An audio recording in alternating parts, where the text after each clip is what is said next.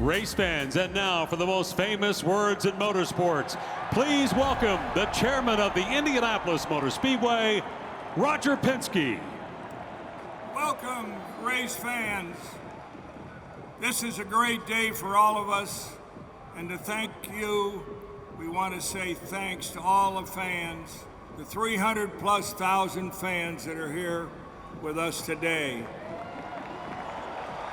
And the millions of fans that are watching on television around the world to see the greatest spectacle in racing in the world.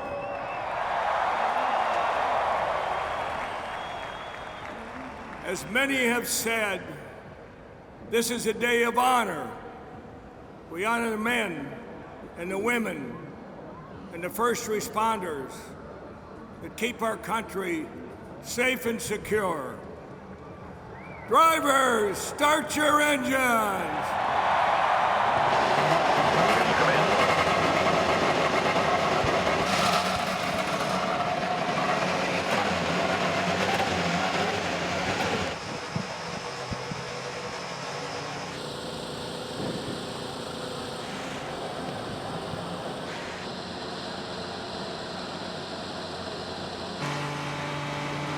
Well, this is the moment, this is the time, and this is Tom Brady on board. Hey, Tom, it's Townsend Bell in the Fox booth. You got me?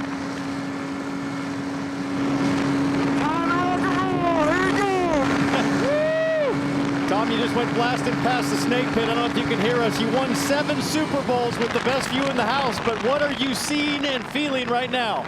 It's incredible. Jimmy driving, all the fans here. I can't believe this is the first time I've ever been here. Hey, thanks for throwing the ball around with me backstage there. You throw a tight spiral, my friend. Hey, you had better hands than I thought. I might have replaced you with Edelman. Edelman out. Get you in there. All right, well, have a great day. Thanks for coming. Thank you, guys. Have a great broadcast. Great to see Tom Brady and Jimmy Johnson out there. And what about this? Guys, this is the pace lap for America to honor Memorial Day and the U.S. Army's 250th birthday. To all the men and women of the U.S. Army and the 160th Special Operations Group, happy birthday from all of us. This is something special.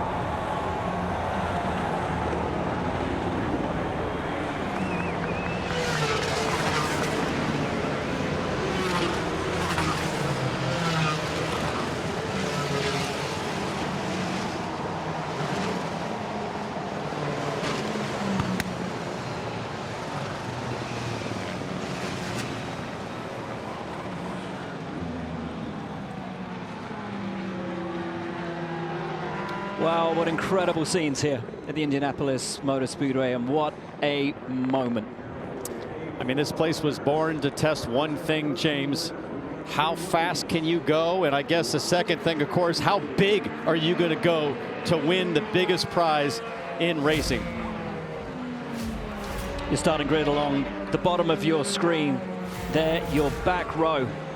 And some famous names back there and all the way littered through this field. Every one of the 33, an equal opportunity. And this is why they do it, guys. These shots of the grandstands, the people here, this is what makes this race so special. 108 years of history. We're about to make it 109 here today.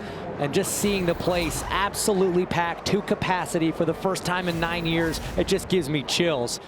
And talking about chills, we're going to go down to Michael Strahan in the pace car. Michael, it's Hinch up in the Fox booth. You got a copy? I got you. All right, we saw AIU driving the Indy 500 back at the top of the show, but now you're doing it for real, buddy. How does it feel out there? I'm doing great, you guys. I got the great coaching here with me. This car is amazing. We are doing 105 miles per hour right now. Do I punch it coming out of this one?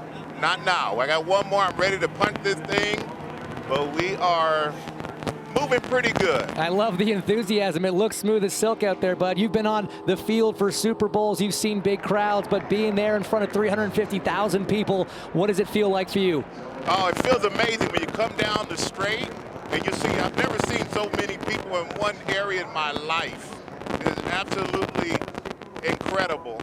And I mean, this is a thrill of a lifetime, something I never thought I'd experience, but I'm glad I am experiencing it. And I am also realize I'm not meant to be a professional racer, but I am meant to come out and do this at least once in my life and take it off the bucket list, and I thank those who made it possible. Well, we thank you for being here as well, buddy. You've got about 23,000 horsepower behind you ready to get unleashed, so we'll let you focus on the rest of your job. Appreciate you being here. All right, thank you, bud. Have a good one. And the great thing here, folks, is seeing that that track does not look too slippery. It appears pretty dry. We should be good to take the green. Let's take a listen to some radio from our Fox Sports colleague, normally a pit reporter, racer today. Let's listen in. Guys, I just want to say a huge thank you to everyone. This has been the best month of May I've ever had, just in terms of being in the team. And I've just loved every minute, so thank you, everyone. Have a great day today. It's great to see that. Great to hear that from Jack. Thanking the team. It takes a tremendous amount of effort from everybody. Oh, no, we've got a crash. Scott McLaughlin. And we were talking earlier about Guerrero back in '92. The one thing you don't want to do is to have your race ended before it's even begun. It is over. Sorry, bud. It's okay. Don't stress about it. That's all right. We're okay. 1992 was cold like this as Scott Dixon, the number 9 PNC car, smoking, and you have to wonder, was there contact or is that moisture on the track? And maybe there was still some moisture from McLaughlin in his spin, but his left front suspension is destroyed. His day is over. Scott Dixon is on fire on the left rear. What has happened out there on track between these two? It's his time, Scott. Two of the favorites coming in, two very strong contenders. See massive fire inside the left rear tire there at Dixon. That's in the brake system. It's behind the left.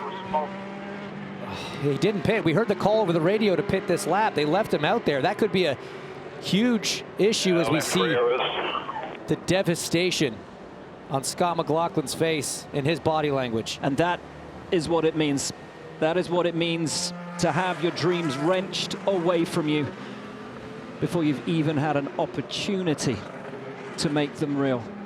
Galling, utterly galling for Scott Dixon, for Scott McLaughlin. And I wonder, guys, Scott Dixon on row 2, McLaughlin on row 4, how could they have come together? They're 2 rows apart. Well, we don't know if they had contact yet, but let's get a report maybe on what's going on with Scott Dixon's car as the EMR safety team goes to work on McLaughlin. Kevin? So listening to the number 9 radio, it does not sound as dire. They need to just cool the brakes. Michael, his strategist, is telling him, let's just cool the brakes. It's all going to be fine. They are not planning to pit at this moment. And they have the benefit. Felix Rosenquist, who's right behind Dixon, can radio in and get some information because there's a relationship between Chip Ganassi and Jim Meyer. Here's what happened with Scotty Mack. We ride on boards with McLaughlin warming his tires. Oh, no. Oh, no. Warming his tires, swerving just to put some temperature into the rubber and just loses it. The track is cold. The tires are cold. These cars are set up to turn left. They don't do straight very well, Townsend. And when you light up the rear tires to try to get a bit of heat into them, it is so easy to have that happen. Well, especially if there's any of that residual rain moisture on the racetrack. And for Scott McLaughlin, the worst feeling I can possibly imagine as a racing driver. Trying to come to grips with what seemed like the most bizarre moment of his life. Jamie, the 3 out. Yes, I just talked to his strategist, Ben Bretzman, and he said exactly what you guys just saw. It's a cold track. He was trying to warm up his tires, swerved too much to the left, hit the inside wall, and I just asked him, is there any chance that can be repaired? He said, no, we are done. And obviously, with the cars still circulating, laps are counting now. So the lap count has begun at the Indianapolis 500, even though we haven't officially started yet, because of course you only have a set number of pace laps before the race officially begins, but it is behind the safety car and under caution. Lucky for Dixon to be able to get that out, because had the diffuser, the carbon diffuser, actually gone up in flames, now the whole car is alight. So it was a gamble, but it's paid off, as we understand Dixon's left rear braking system has cooled back down as Scotty Mac's Yellow Submarine, the Pennzoil number 3, goes back to Gasoline Alley. But my concern would be, is the brake system okay? I mean, that caliper inside that left rear wheel was on fire for quite some time. There are very delicate brake lines, and he's being told to stay off the brakes right now, so I'm not sure he even knows if the brake system's okay. We wait to see. Scott Dixon waits to see. We wait to go racing.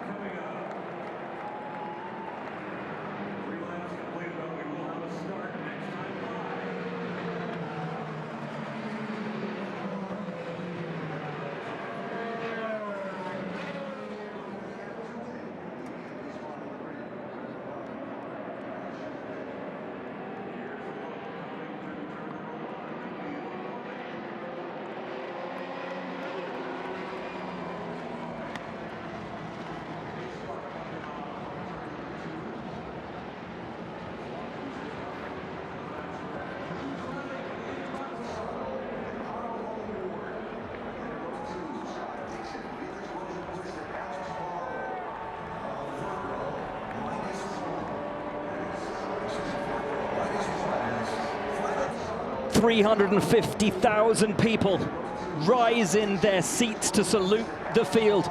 The 33 who have earned their right to contest the greatest spectacle in racing, to mark their name in history and take their date with destiny, to etch their name into racing immortality. And as they round the final corner, we prepare for the 109th running of the Indianapolis 500. Can't think of more difficult circumstances for the rookie Robert Shwartzman, but he gets after it in anger. Sensational start for the rookie Robert Shwartzman. Pato O'Ward topped up underneath him already, and O'Ward has a look to the outside into turn 1, but Shwartzman will lead the field from the pole. Side by side back there, Alex Palou going around Rosenquist. Puff of smoke still out of the back of Scott Dixon. As side by side they are, a crash and one. Marco Andretti got together with Marcus Armstrong. There's Andretti in the 98 car. Steering wheel off. Means Marco's all right, but obviously intense damage to the left rear, to the right rear. And the curse continues at Indianapolis. His 20th start, and absolute devastation for Andretti. for Mario, for Michael, most importantly, for Marco. And what an eerily familiar resemblance to the 1992 Indy 500. A car crashing on the pace lap. We've had that with McLaughlin, and an Andretti into the wall. Let's see what happened to Marco all the way in the back. 5 wide there. Yeah, he gets hit by Jack Harvey. And then Armstrong, just an innocent bystander. Marco tried to hang on to it. It's so tough.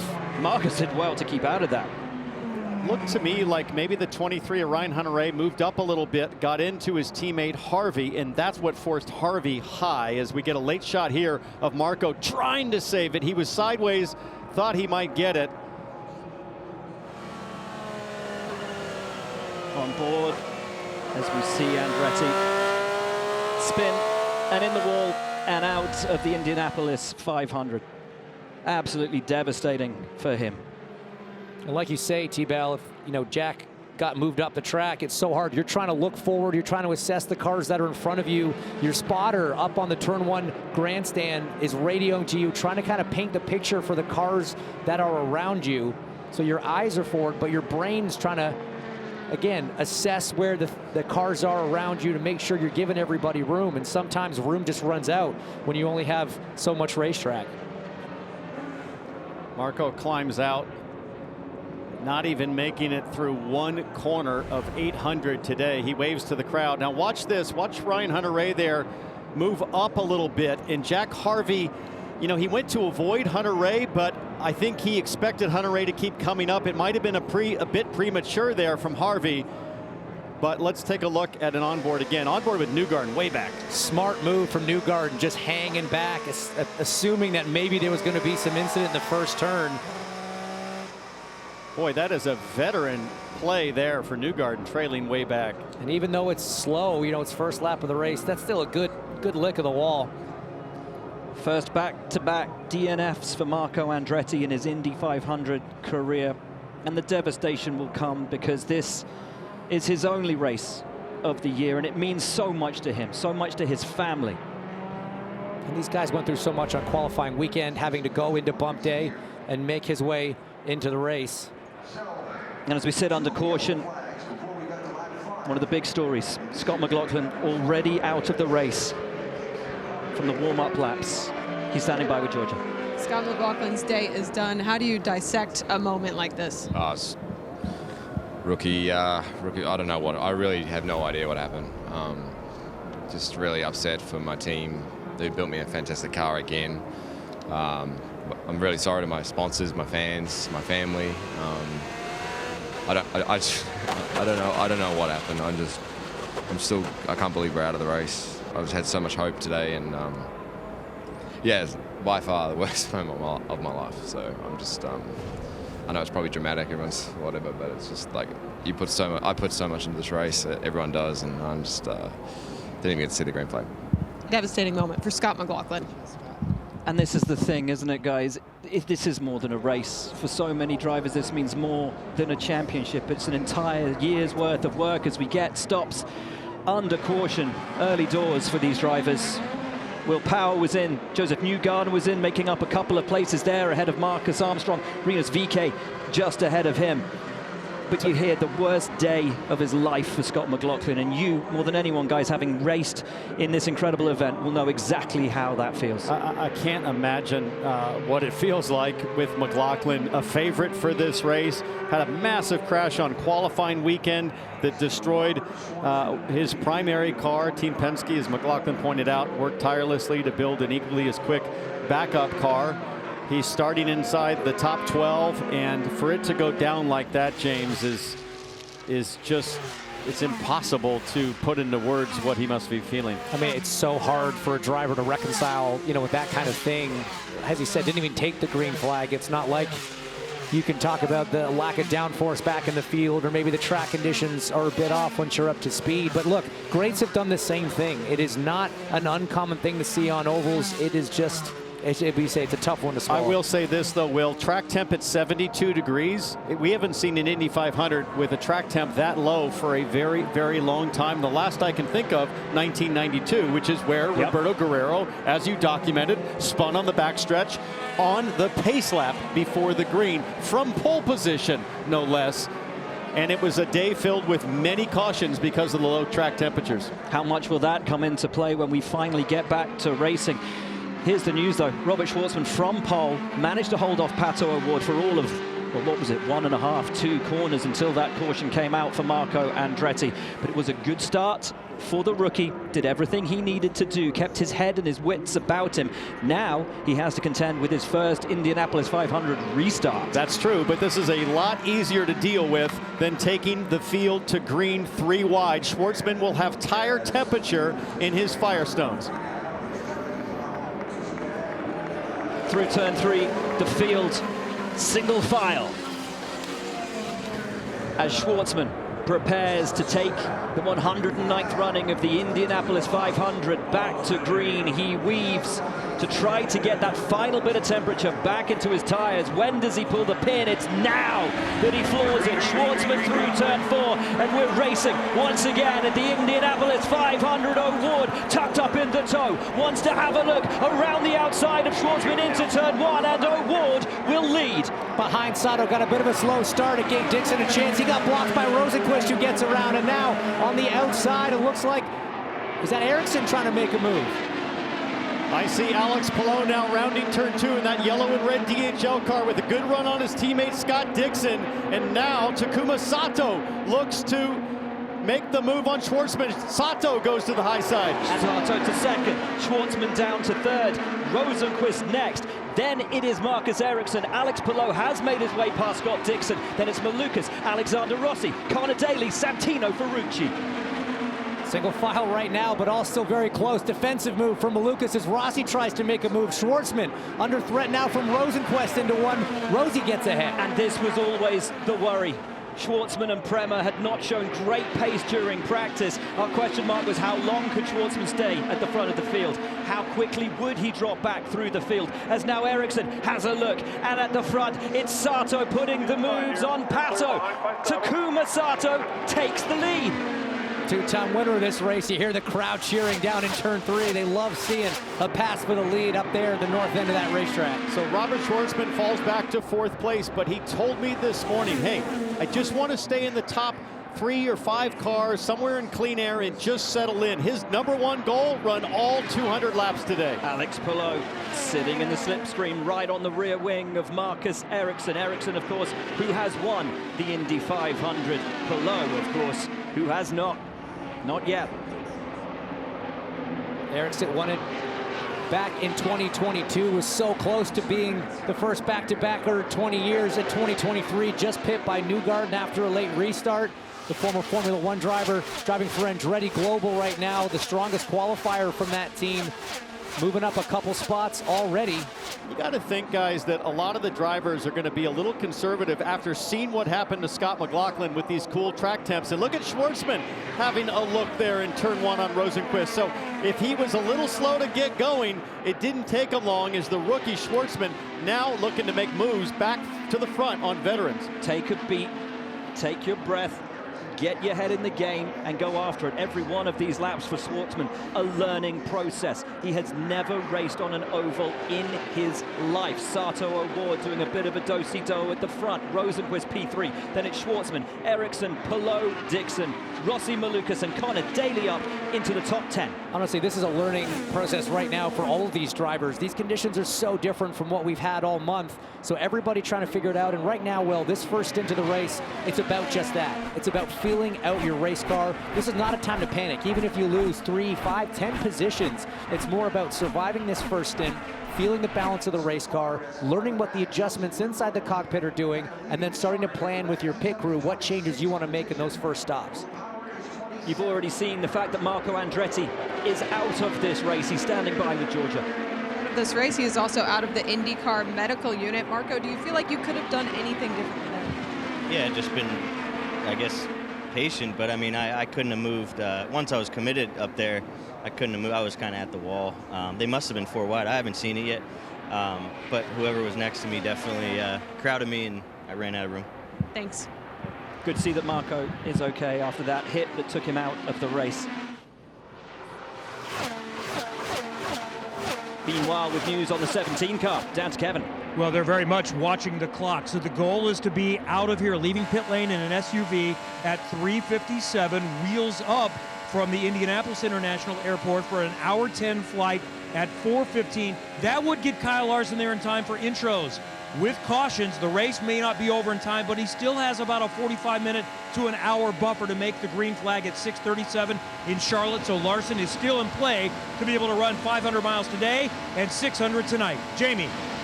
Robert Shwartzman, the man that started on the pole, slid back to fourth. Now was listening to his radio before that last restart, and they told him, they're coaching him through it, said, it's going to be a day of patience. It is cold out there, and we're going to deal with it all day. Just be patient. Take what the car can give you at this moment. Great advice on the radio. That's my first Indy 500. Every veteran driver that I spoke to, they said the only thing you got to think about is being patient. It's the word of the month when you're here as a rookie. There's so much to learn, so much to take in. So Shwartzman absolutely getting the right advice right now. What's great for him and all the rookies in the field, we have a few others, is that the conditions are so consistent. I don't think the track is going to be changing as much as it sometimes does. So he's in a nice, consistent environment. He just needs to log laps and learn. Shwartzman sitting steady in fourth. It is Rosenquist ahead of him in third. O'Ward is second. Takuma Sato still leads.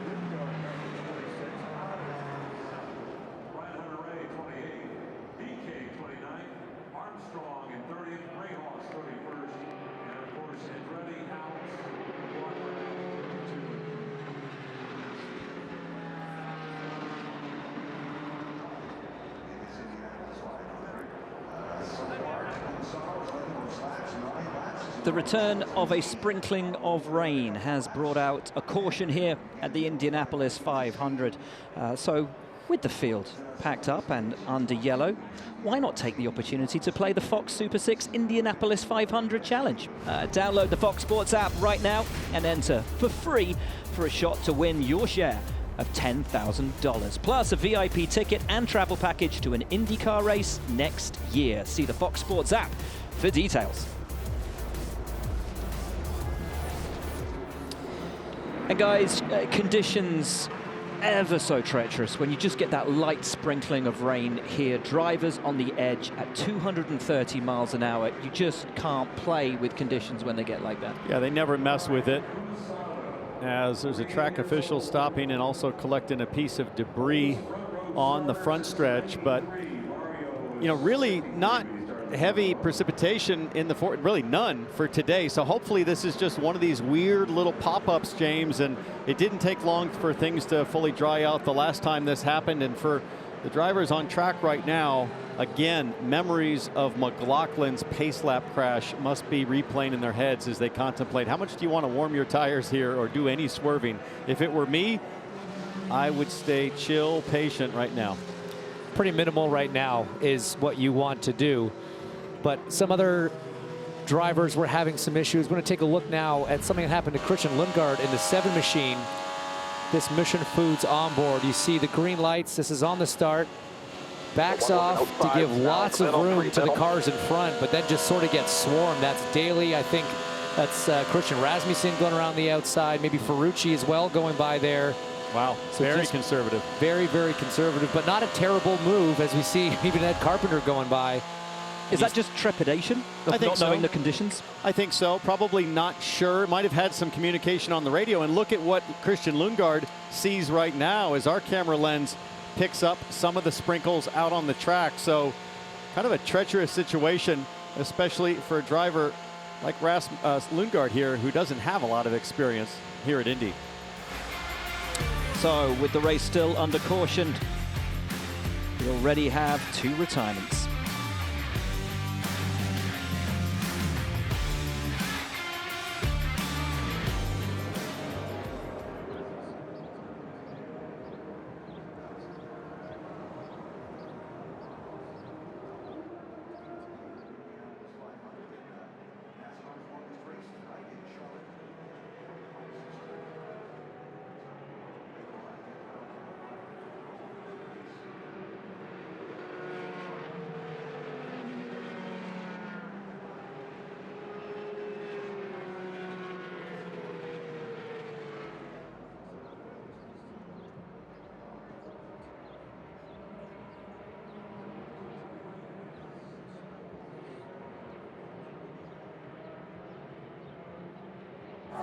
We're back at the Indianapolis Motor Speedway where we are still under caution.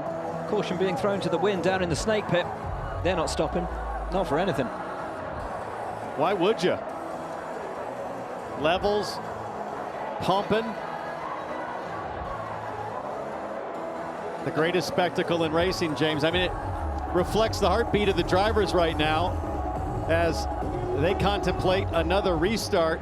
Oh, hello, Mr. Reeves. Keanu down on pit lane. Good Canadian lad right there. Nice to see him. I was a simulator instructor for him a few months ago before he made his debut here in the Toyota GR Cup at IMS last October. He looked at me and goes, "What are you doing here?" Humble brag. I'm like, I work here. There is Keanu. Listen, guys, while we've got the opportunity, why don't we take a look at the tyre compounds for today's race with Tyre Talk, sponsored by Firestone.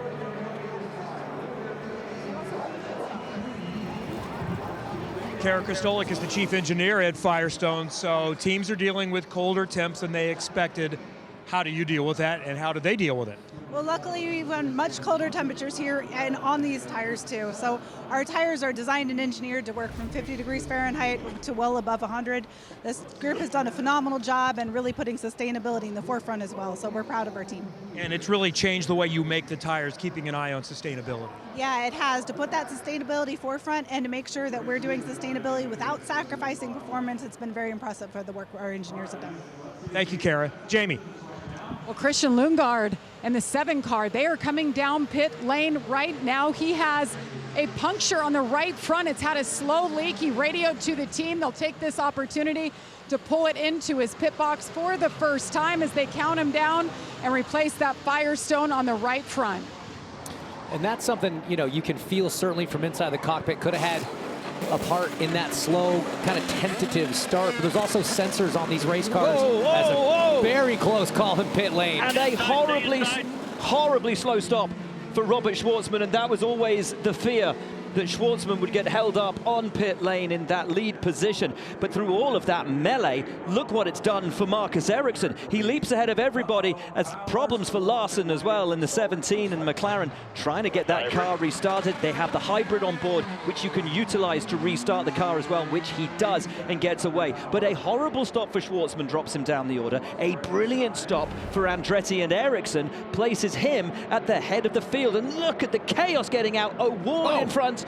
O'Ward almost lost it, almost spun around as Alex Palou looked to be opportunistic to the short side, but listen for O'Ward as he lights up the rear. Yikes. He's getting told in his ear, there's a driver to your right, keep it into the left lane. That's the transition lane. That sets him wide. Rosenqvist has to hit the brakes to avoid running in the back of O'Ward. Palou heads left to avoid running in to the back of Rosenqvist. Absolute chaos on this first stop here for a lot of them. As we see now, air jack issue. Air jack failure, or it came out. Or it never was secure as Dixon went up kind of cattywampus there as we take a look at Robert Shwartzman's stop. As you said at the top of the show, new team, first Indy 500, their 6th IndyCar race total. Rear right. And that outside rear, you're having to focus on that job. Well, you've got IndyCars going 60 miles an hour right behind you, inches from your back. Here's on board with Rosenqvist with the Sirius XM machine. So close.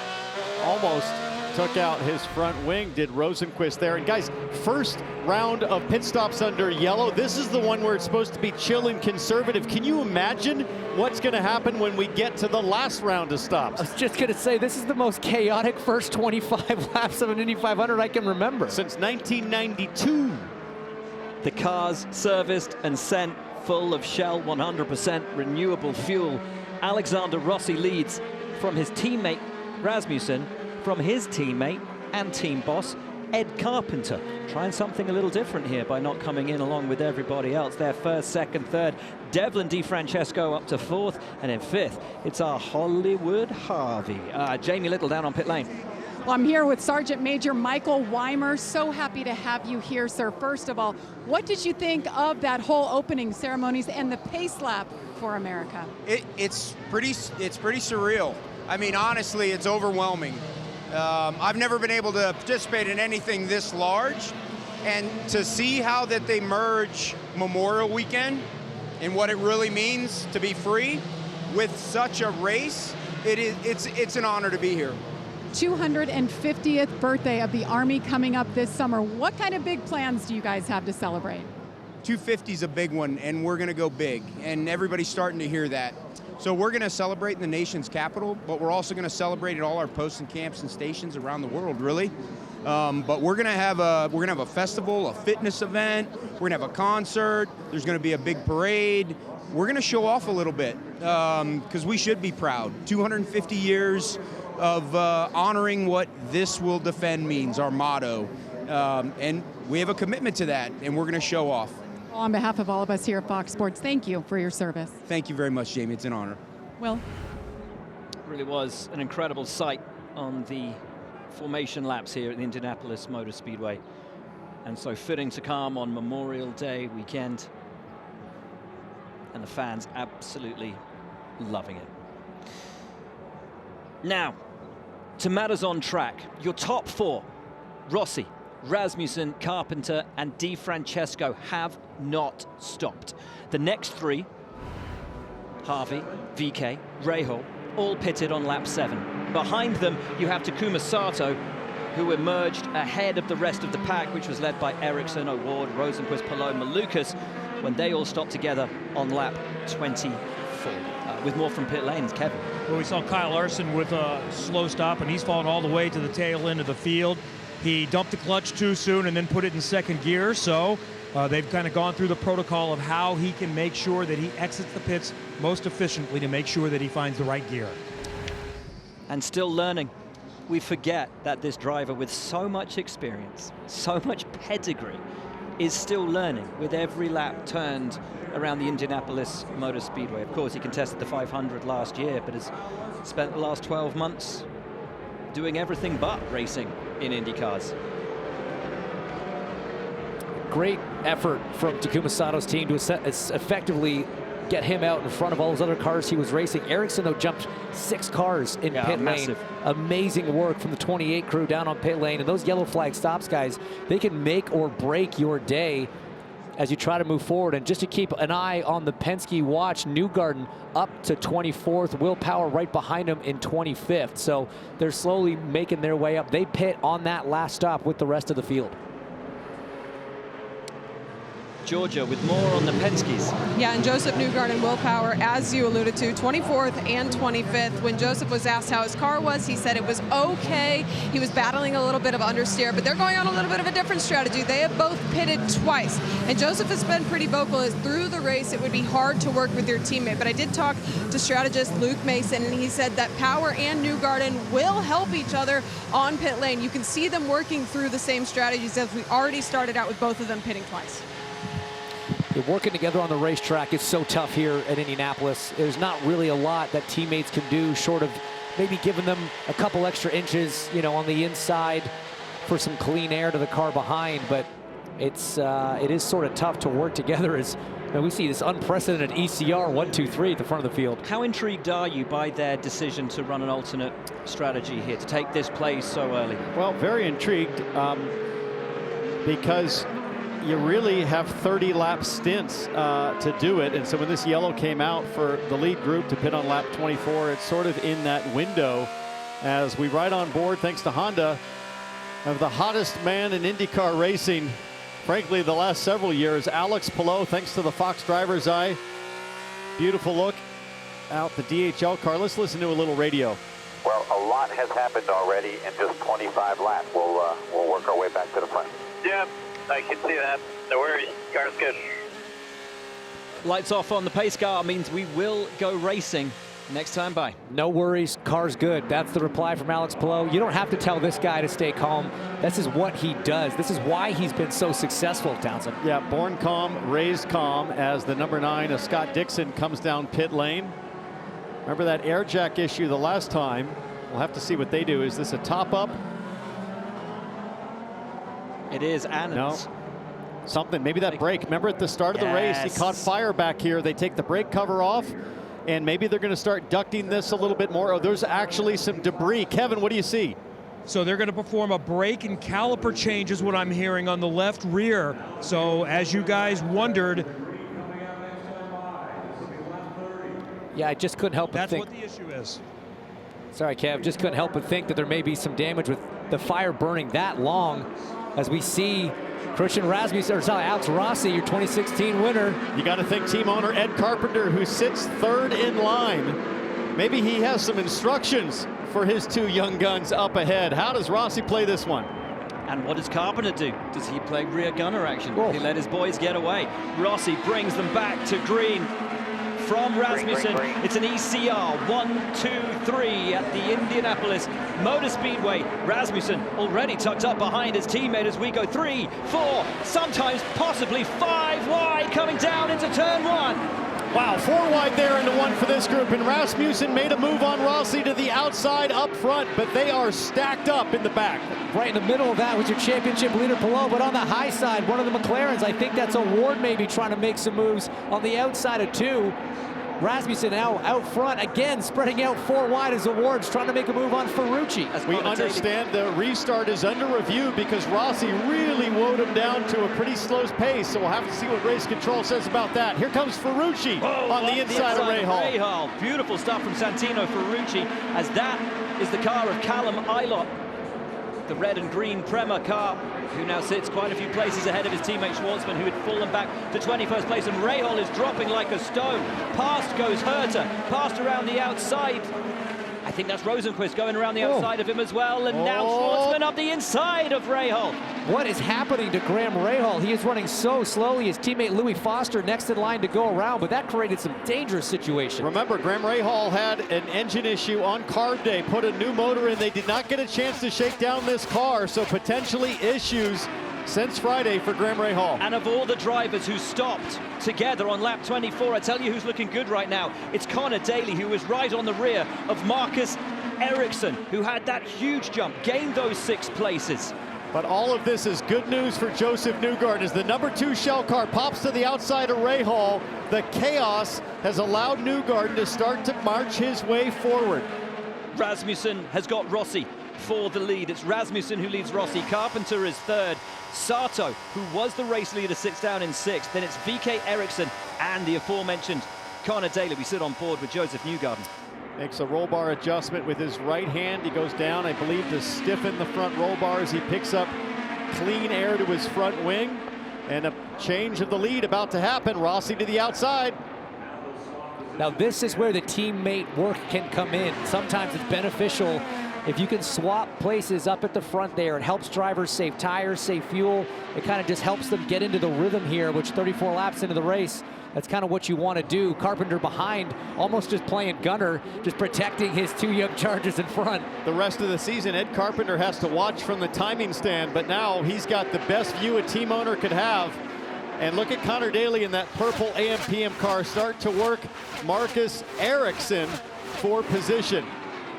Boy, that was a crazy restart. There were so many times things could have gone wrong there as the field was really checked up mid to further back. Takuma Sato has worked his way back up into sixth place on merit. Right in and amongst the drivers who stopped as early as lap 7, getting towards those who haven't yet stopped. Sato is on an absolute tear at the moment, ahead of VK, who stopped on lap 7. Then it's Eriksson, Daly and Malukas, who all stopped on lap 24 with Sato. They're on the same strategy as Daly has a look at Eriksson. And Daly's made it past Eriksson. Fantastic move from the local hero. Connor Daly next has Renus VK, and then he'll be going after the de facto race leader on that primary strategy. Huge day. Connor Daly looking super quick. Looks on Renus VK there, but he'll tuck back in as they go too wide into turn 1. Malukas now having a look at Eriksson. In the AJ Foyt entry, a brilliant qualifying run from David Malukas to get up into the top 12.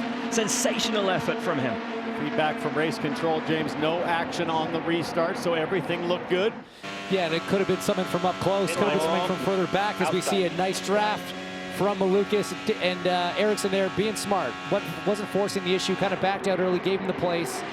He knows this isn't the time to be pushing the envelope. Seems like a lot of really high percentage decision making in the front 6 or 7 cars so far, but in the back, every man for themselves. It is hand-to-hand combat as everybody wants to take advantage early on here and get themselves into that top 7 group. It doesn't look that easy to pass once things settle down right now. Rasmussen and Rossi playing the perfect game out front, towing each other around, give him the slingshot, return the favor, lap after lap after lap. Save the tires, save the fuel, help your teammate out. And as you guys were saying, Carpenter just sitting there calmly, rear gunner.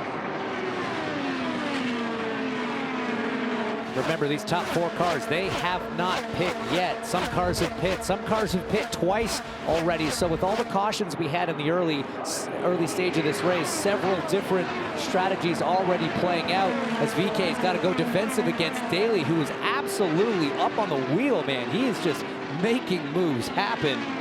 I can tell you that Scott Dixon has come back out on track. He's lost, I mean, quite incredibly, only 3 laps for a brake change at the rear. An incredible job from the 9 crew on the PNC Bank Honda. But Dixon back in the race, 3 laps down. Rasmussen, your leader, from Rossi and Carpenter.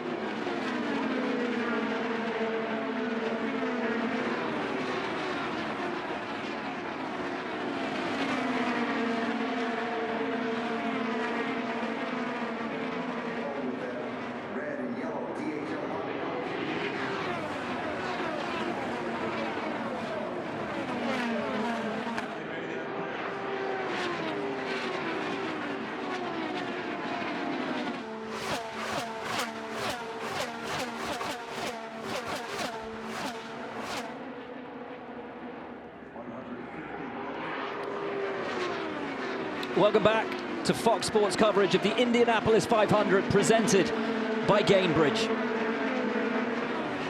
Out on track, David Malukas looking very racy behind Connor Daly.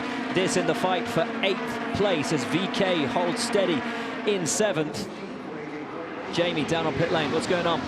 Look at Connor Daly in the 76, up to 8th right now, one of the local hometown heroes. Guys, he's had a great couple of weeks until Carb Day. On Friday, he said this car absolutely didn't feel anything like they had the last 2 weeks. They took it back to the garage, threw a bunch of things at it, went back to their original setup. And right now on the radio, he said the car is back to good, and obviously he's moving forward, Georgia. And on the opposite end of that, Graham Rahal, he said the car has no speed. He tried to lay out the first couple laps to see what shook out, but then found quickly they were not catching that speed. Over the course of this month, he's described the back of that car as just numb, and he can't find speed to go along with it. Kevin. Alexander Rossi won the last time this race was a sellout, the 100th Indianapolis 500. Leading again, he told me the car is really good. It's good enough to win. He's making his first stop of the day, coming down pit lane in the Java House car. Wants no changes. The car is strong. Slight delay on the rear left. Big refuel. 100% renewable shell fuel goes in. Devlin DiFrancesco almost out ahead of Rasmussen. Brilliant stop from the RLL guys. And this has allowed their team boss, Ed Carpenter, to take the lead from Harvey, from Sato, VK, and Daly. There comes Ed Carpenter now to pit lane, so that puts Hollywood, Jack Harvey, to the lead of the Indy 500 as team owner and racer Ed Carpenter pits. Pretty cool moment for our guy Jack Harvey. And get it. Awesome, man. One-off. Month of May only driver with a one-off team in Dreyer Reinbold Racing, but they are no strangers to the Indianapolis Motor Speedway. Quite a storied history here, and right now their boy out front leading laps as he gets hounded by a two-time winner, Takuma Sato for RLL. We have to be impartial, of course we do, but there was always going to be a little bit of joy for us seeing our friend Jack here in the Indy 500, not just at the Indy 500, but leading the Indy 500 as Daly now puts the moves on VK, rounding outside at turn 1. He's going to have to hang pretty tough to get around there, and VK kept his foot in. Oh, careful, Connor. Now, Connor might get some trouble from David Malukas on the back straightaway as both the AJ Foyt cars have looked really good. Ed Carpenter blends out between Harvey and Sato on the backstretch. That was a close one for Connor. VK not willing to concede any track position at this point. It's interesting because those two aren't really on the same strategy. VK last pit on lap 7, Daly on lap 24. A few of the fastest cars on the racetrack right now with Devlin DiFrancesco now trying to clear Christian Rasmussen. But here's the issue with that strategy that ECR have employed. You see them roll through there, but there's the race leaders. They're coming up to put a lap on them. That is the risk you run when you take an alternate strategy, when you take that chance and stay out, and everyone else has stopped under caution. Yeah, it'll be interesting to see if Harvey can pick up the draft of that group that's off strategy. Talk about a draft. Here comes Daly up the inside of VK. Wonderful move for the boy from Noblesville, Indiana. The home hero and local favorite. The crowd will love that kind of a move from Daly. Not driving like we're in the first quarter of this race, guys. Neither one of those guys. As we see Harvey dive into pit lane from the lead of the race, which puts Sato now back to the point.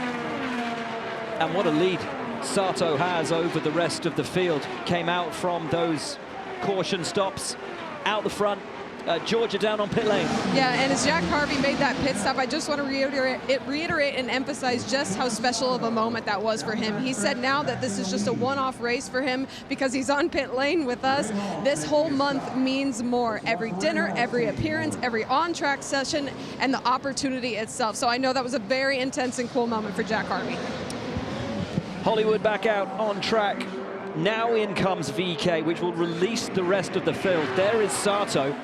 Now P1. Ed Carpenter a lap down. Connor Daly moves into second place in this race. David Malukas in his third Indianapolis 500 sits third. Then guess who? Mr. Perfect. Alex Palou is fourth. Santino Ferrucci fifth. Pato O'Ward is sixth. And it's Ericsson.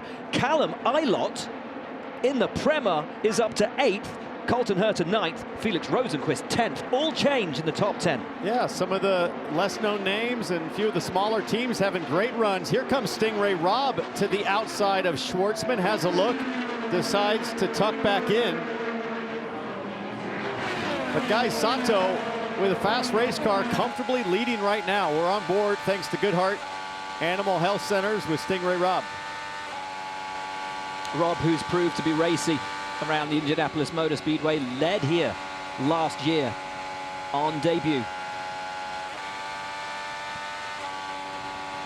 As we run lap 48 at the Indianapolis Motor Speedway, there Takuma Sato ahead of him, and this will be the issue for Taku.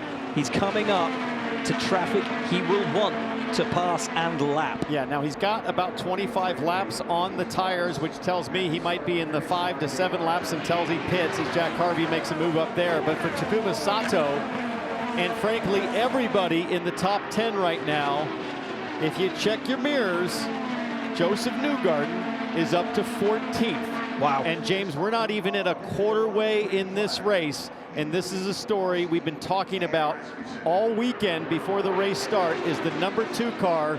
There he is, the red and yellow shell car.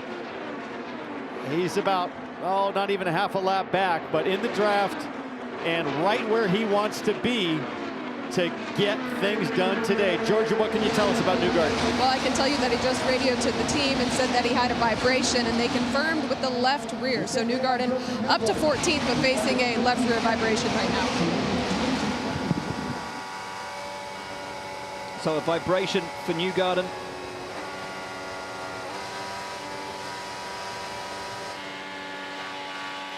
You can see the front wing looked to be flapping there for Josef Newgarden as we go now to the Verizon car, the number 12 of Will Power. Will Power told me, hey, if my teammate Newgarden goes big at the start of this thing, I'm happy to just fall in line and follow him through. And Will Power right now having a decent run. He's up to 19th, but Newgarden's the one I'm watching. And those vibrations could just come from the way that the tires are wearing. It's usually an uneven wear thing that develops throughout a stint. So it's not a cause for concern for Josef Newgarden right now, because as he comes in a few laps time, gets a new set of Firestones to ride on board the shell on board with the guy right now, that should be able to fix itself. Maybe a tire pressure adjustment from the team can help the cause as well. We see Newgarden in the wheel tracks of Kyle Kirkwood. Elio Castroneves, Kyle Kirkwood, and Josef Newgarden. So hopefully the vibration is something that'll just get addressed with the next set of tires. That's often the case, like James mentioned. And now you've got these Strategy B cars in front of Takuma Sato on Strategy A. Lap 51 now complete. And Sato, I think, is happy to just kind of ride, save a little shell fuel here. One of the favorites for this race, starting on the front row, this man, Pato O'Ward. We ride on board with him, courtesy of Arrow. Let's listen to some radio. Everyone you are around, the same strategy. Teach you to try something with pressures. Keep losing the front end of the car too soon. Copy, understood. So Pato giving the feedback, James, to the team saying, hey, on the next stop, can we adjust some tire pressures because the front end getting away from Pato early in the run. And that's what this is all about. It's about feeling that car out, like I was saying, and make sure that you're talking to your team about what changes to make as you move forward to keep making this car better and better. Pato O'Ward trying to move up from 6th. Takuma Sato leads from Connor Daly.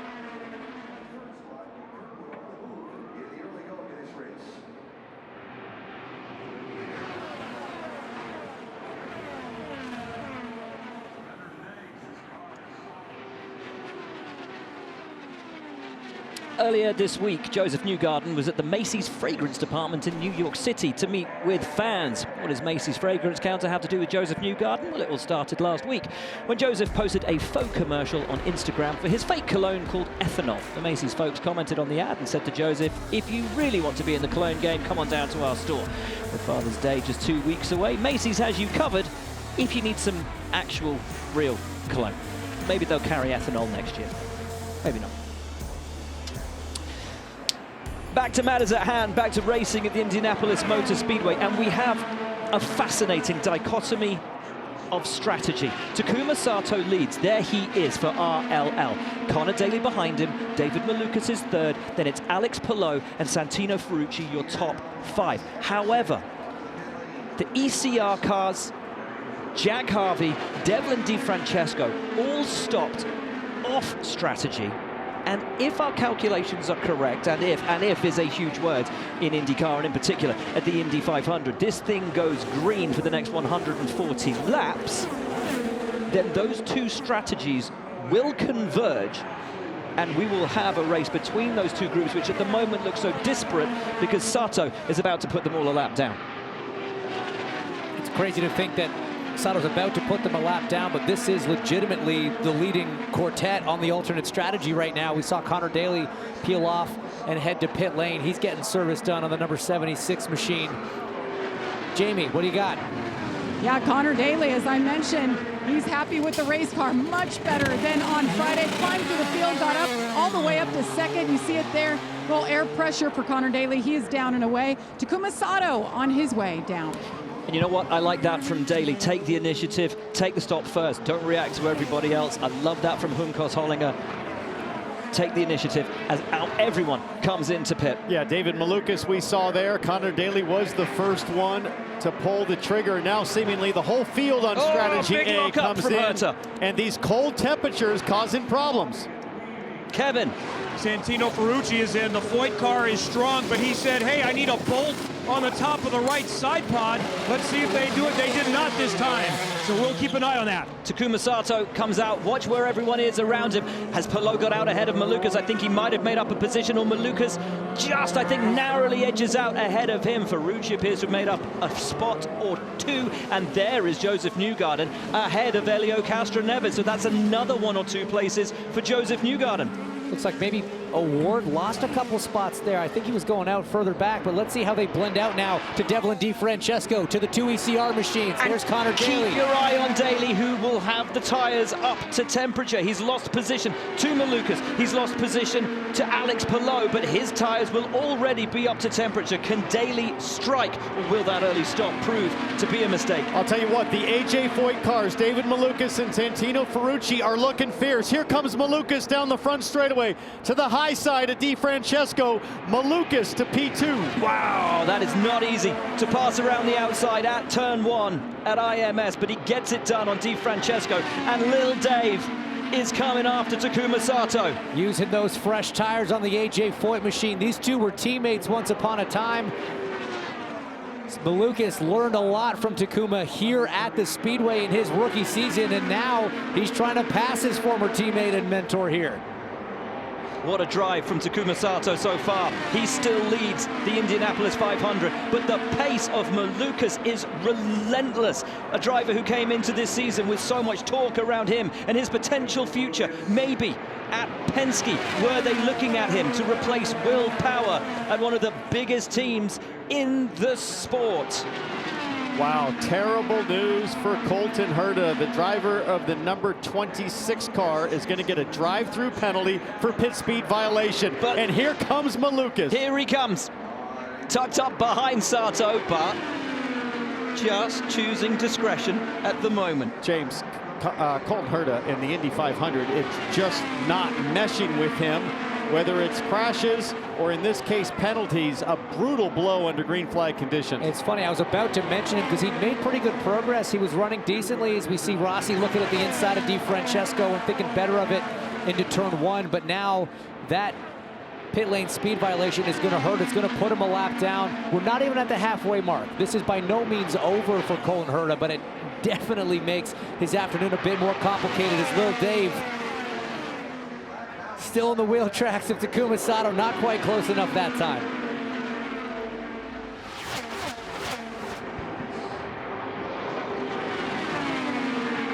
Sato has a great car, guys. We've seen him both in traffic and out front. His pace that last lap, a 2:20.4. That's awfully quick, as Malukas seems happy to get towed around right now, but also seems happy with the balance of his car. Look at how close he can follow mid-corner. Great shot right here. I was going to say, he is choosing to stay in second place right now. He wants to protect those tires a little bit. He wants to just let Takuma pull him around. It's a smart move, very mature approach from the 23-year-old from the Chicago area. In his 5th season in the IndyCar Series, best finish here at the Indy 500 was a 16th back in 2022, tracking to do much better than that. And as David Malukas sits in second place, eyeing a move for the lead, his teammate Santino Ferrucci is in 8th, and we know Santino Ferrucci has a history of top 10 finishes here. Kevin, down on pit lane. But I mentioned he was asking about the right side pod. They did not adjust or do anything there that time. Let's listen to radio after the pit stop. Put a piece of tape on the leading edge of the right side panel. Next pit stop hole, please. It's blowing the car around. It goes down when we're in the pit. So Ferrucci just needing something taped down on that right-hand side of the car just to make him feel more comfortable. And of course, decrease that amount of drag if it's flapping around on the straight. David Malukas tucked up behind Takuma Sato. But what a run for Taku. 68 laps completed here. He's led the vast majority. The 48-year-old Japanese driver in a one-off for RLL is leading the field as he pushes for his 3rd Borg Warner.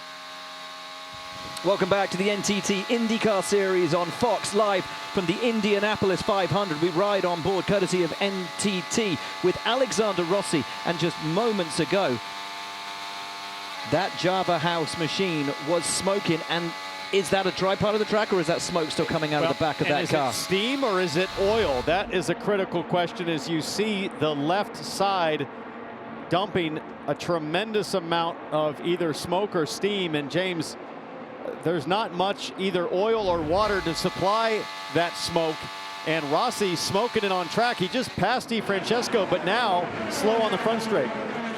DeFrancesco passes him back. Alex Palou tucked up. There's everything good. This is fine. Pit. Oh, he's getting loose. No. He's getting really loose there in 2, and Alex Palou is right behind, and look at what Palou is seeing. Fluid all over the visor. They need to tell him it's a problem, not just to pit, because he could have an issue here in turn 3. Rossi way off the pace. very wisely being conservative, but look how much is going on the camera. So imagine what's on the windscreen of Alex Palou right now. Palou must be screaming on the radio saying, hey, you got to get that guy in. Now, luckily, Palou's able to clear him. Rossi comes to pit lane. Terrible luck for Rossi, who was having a great day. We're going to have to diagnose this. This is going to be a minute here, so we'll do a stop here, and we're going to have to take a look at it. Kevin. That's Tim Broyles talking to Alexander Rossi right before you guys notice things. He said it's getting really loose. We're wondering, is this a gearbox issue? Remember, they lost some water during the final practice, and they've now just told him to shut it off and get a fire extinguisher out. Yeah, they lost the water pump on carb day as there's tons fire! of fluid. There's fire all over the car. Fuel had gone out. And fire down on pit lane. It's something you never want to see. Rossi out of the car as flames engulf the number 20 ECR. And that is Rossi's day over, and he is furious with a race which had looked to be coming to him. You saw that's another fuel leak? No, you saw when the fuel hose came out, tons of fuel poured out onto the side of the car, and as soon as they were talking about taking off the bodywork, I was worried that it might catch fire. Mike Miller, the fueler, separate gets issues. sprayed down. Hope everything is okay there. Worrying scenes down on pit lane. Peel it off. Track stays green as all of the extinguisher fluid is on pit lane. Now all the crew members do wear a 3-layer fireproof Nomex, but there's a limit to that protection after a certain amount of flame time. And back on track, looking at Kyle Larson there, back up to speed behind Nolan Siegel. Terrible day for Rossi, just awful luck. And the car was looking so strong. We talked about how this team and this driver individually in the past have had great success, and together was such a promising duo, but you see attention being given there to the fueler, Mike Miller. Very experienced, longtime fueler here in the IndyCar Series.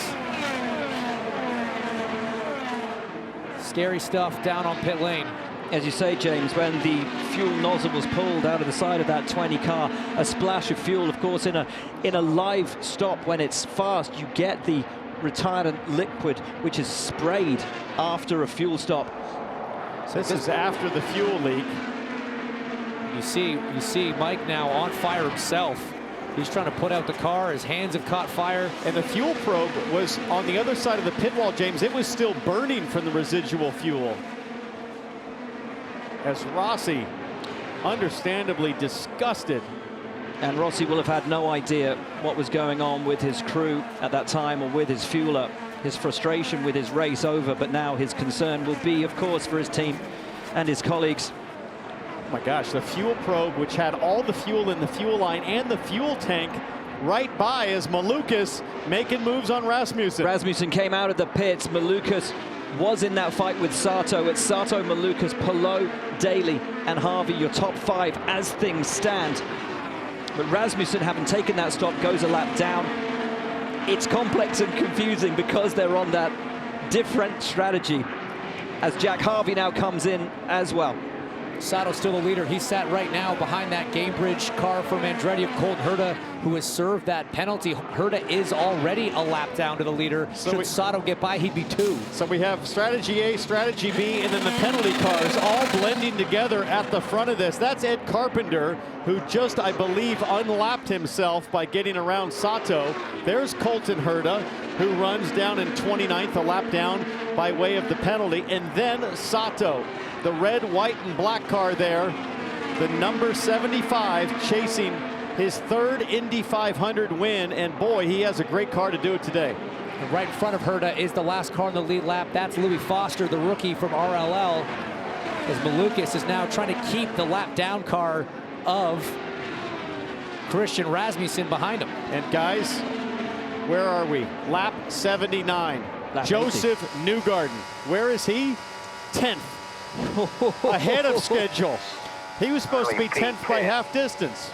I mean, it's incredible. The only guy doing better right now is actually Rinus VeeKay. on a slightly different program pit strategy-wise, but he's up 25 spots. Newgarden up 22 before half distance. And on the right, well, I shouldn't say the right, the strategy A program. So Newgarden equal with the leaders on fuel, and hopefully that vibration has gone away. He is on track, 5 seconds behind Takuma Sato, the race leader. He is only 5 seconds away from the lead of this race. Why are you acting surprised? I'm not surprised, I'm excited. This is an unbelievable drive so far, unbelievable work on pit lane so far as we ride on board the shell car from Newgarden. A worrying incident down on pit lane for Alexander Rossi's 20 crew. Kevin can update us. As you might imagine, they are hustling the fueler, Mike Miller, back to the medical center, and they wanted to do that as quick as possible, but Mike did say, I'm okay. He's looking at his hands, so they'll check and make sure there aren't any other burns, but he said, I'm okay. And that was good to hear. Oh, a spin in pit lane. Oh, my spin in pit lane.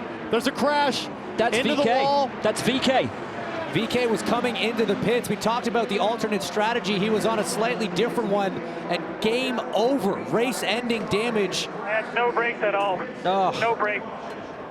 That is a scary thought. VK saying no brakes, trying to come into the pits, slowing down from 220 miles an hour down to 60. That's the speed limit here at IMS. Right rear is destroyed as we take a look at VK. Just loses the back of the race car violently. What on earth is going on at the Indianapolis Motor Speedway today? We have seen it all. I mean, he had brakes, James, but maybe they were out of balance. It looked like too much rear bias potentially. Maybe he was pumping the pedal because of the pad knockback, but either way, for the 18 car in Dale Coyne Racing, they are done. It's such a tough break. They'd had a very strong run of late, couple top 10s. Had them in the top 10 in the championship coming in here. We are under caution here at the Indianapolis Motor Speedway. Takuma Sato leads from Malukas, Palou, Daly, and Ferrucci.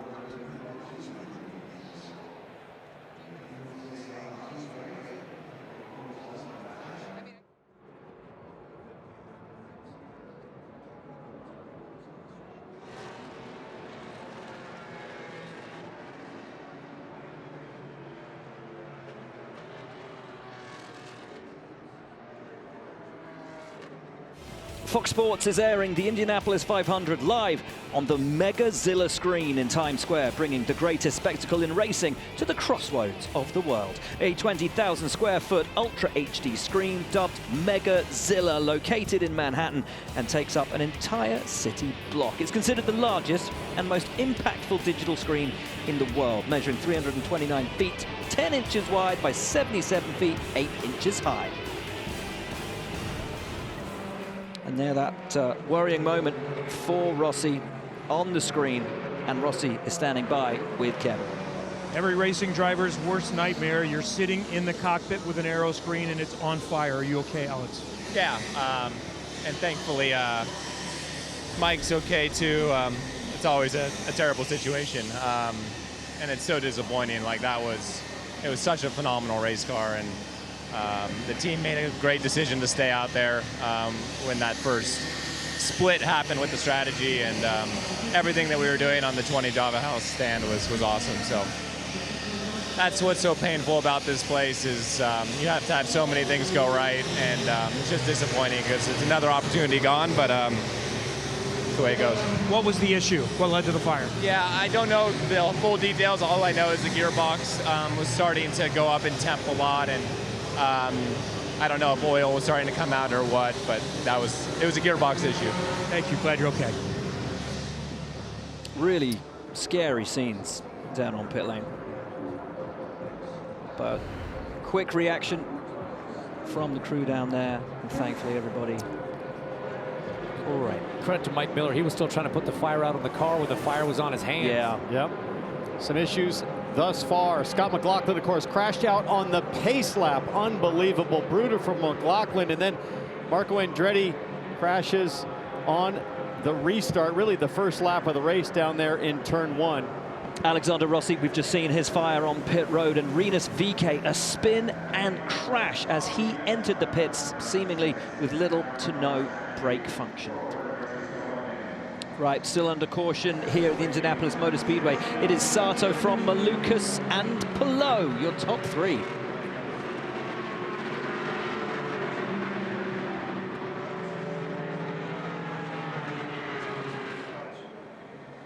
race fans, let's give him a round of applause. Alexander Rossi out of the race, but he's okay. Our 2016 champion.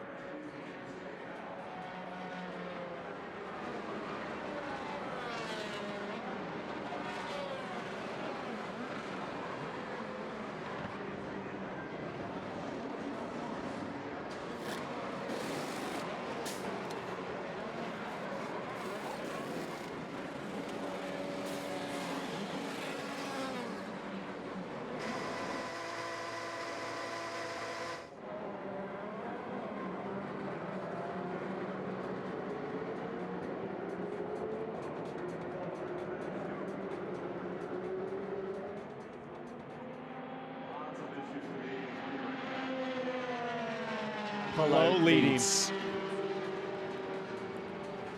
Welcome back to Fox Sports coverage of the Indianapolis 500 presented by Gamebridge. You see from your screen Alex Palou in the lead of this race from David Malukas. Big changes have happened on pit lane as it opened under caution. Here's a look at what happened to the race leader, Takuma Sato, who came in hot in the lead of this race, hasn't really put a foot wrong all day. Locks up, you see the fronts there, skids long in his box. Yeah, 6 feet long, just absolute disaster. And then, once the fronts are changed, watch the rear left starts to spin it. How about Robert Shwartzman? Watch the 83, goes in hard. Oh no! Like a bowling ball, takes out 4 crew members and the fueler. We will hope that everybody's okay. Oh, that's horrible. But we talk about a rookie at Indy, and James, there's no way to practice for what Robert Shwartzman just had to deal with, pitting in anger under a full course caution. And we don't know if there's damage to put them out of this race, but the pole sitter is well back at a minimum. I mean, you talk about the problems for a rookie. Takuma Sato has been doing this for decades and also locked up as well. Such cool temperatures here, and of course, brakes that haven't really been used in anger. Oh, we just got the call. It's done. They're done. Oh, there was going to be a penalty even if they had got the car back on track for hitting crew members as the wheel comes off the pole sitter's car. What a sad end to a glorious day. But what an impression this team and this driver have made by turning up here and taking the pole. It was always going to be a challenge for them in the race itself, and nobody wants to see a race end that way with the car hitting crew members on pit lane. But what an impression from Shwartzman as a rookie. Well, let's take a look at what you want to see on pit lane as a driver. We'll ride on board with Josef Newgarden, the #2 Shell car. Now, he's all the way at the back of the line here, but let's just listen. Enters in 9th. Perfectly on his marks. Team goes to work. They won the pit stop competition on Friday. Caitlin Brown crushing it on the left front as always, and not as you pivot around. He's got this long drive. Now, if you're Newgarden, you're thinking, okay, who's going to pop out? Who's going to try to cut me off? He just had a lightning fast Penske pit stop, and he gets all the way down to the lead group. Okay, there's 1 in front of me, 2 in front of me, 3, 4. That puts Newgarden P5 on this strategy. Are you kidding me? Not even at 100 laps. Came in P9 on that strategy, essentially picked up 4 spots. He runs still in 9th, but that's because Hunter-Reay, DeFrancesco, Carpenter, and Harvey stayed out. Those 4 positions on a slightly different strategy at the moment. You see Graham Rahal in there as well. He is currently a lap down and trapped behind Ryan Hunter-Reay, who's on the lead lap. Well, so Rahal not able to get his lap back. I've done some rough numbers there on fuel strategy, James, and I think that DeFrancesco and Carpenter could make it on 3 more stops. So Palou, Malukas, Daly, Award, Newgarden, they'll have fresh tires. But for DeFrancesco, Carpenter, and Harvey, who gambled early, we might be looking at a straight-up blending of strategy A and strategy B. Jamie, what can you tell us about the 83? Yeah, I just checked in with the team. Spence Hall is the fueler for Shwartzman. I talked to him myself. I said, are you okay? He said, it's my right foot that hurts. He actually just walked himself onto the stretcher as you see them loading him up here. Robert Shwartzman, by the way, talking to the team. We'll get a word from him here momentarily. What a day. The Indianapolis Motor Speedway. Some great action out on track, but so much has happened out of the ordinary and out of the blue on pit lane, on the formation lap. Well, it's a brutal reminder of just how difficult pit lane here is at Indy, James. I've lived it. I got taken out of the lead because of congestion, banging off other cars. Here's Scott Dixon, who's had brake issues. Yeah, continuing. But James, pit lane today looks especially gnarly. Very fierce, you know, and it's been veterans, it's been rookies, it's been a little bit of everything. We've had issues, we've had fires, we've had it all, but now we're gearing up to go back racing. We will have a restart, and leading us back to green will be Ryan Hunter-Reay, who has so much experience in the one-off entry for DRR. He is an Indy 500 winner. Now we go green. Jack Harvey pops out to have a little look at the champion. Alex Palou running 4 wide down the front stretch. Ryan Hunter-Reay has the lead. DeFrancesco goes to put the move on his own teammate Rahal, who drops to third, and then comes Jack Harvey, Ed Carpenter, and Malukas gets up on the inside as Palou gets squeezed and Palou drops back. How did we get through that? That was some heads-up driving from Palou on back. We got a spinner. Kyle Larson. No. Larson hits Simpson. I think Stingray Robb may have been caught up in that as well. It is game over for Larson, and that is the double. Done and dusted. 1,100 miles will not be completed by Kyle Larson today, unfortunately. That was a very manic restart. Ed Carpenter slid up wide into the path of Palou. Palou had to get on the brakes, slow it down. You see Kiffin Simpson in the wall in the number 8 machine. AMR safety team on the scene. You see a thumbs up coming out of the cockpit. And that's good to see. I thought we hit Josef. Oh, there's someone else. I think that's Stingray Robb. That is Stingray. You're right. Ooh. That is Stingray Robb, who has gone into the tire barrier on the left-hand side of the track. Not often you see a driver end up down there. Safety team helping as Stingray Robb looks to be climbing out under his own power. AMR safety team dispatched in multiple locations here for Larson and Simpson. So out climbs Kiffin Simpson. There goes Stingray Robb. That's a great sign. But boy, guys, dramatic. These restarts, you know, one of the issues, James, is I think the leader's speed has been very slow on these restarts. Everybody's getting pretty bunched up in the back. Great to see the AMR IndyCar safety team on the scene as fast as they have been, not just this month of May, but everywhere we go and everywhere we race. Best in the business, no doubt about it. It gives every driver an extra sense of comfort strapping into one of these Indy cars, knowing that that team is with them, not just here at the Speedway, but at all 17 races in the IndyCar Series. And there's Kyle Larson. He was so looking forward to being the next guy to complete all 1,100 miles. Our Tony Stewart, the only one that's done it.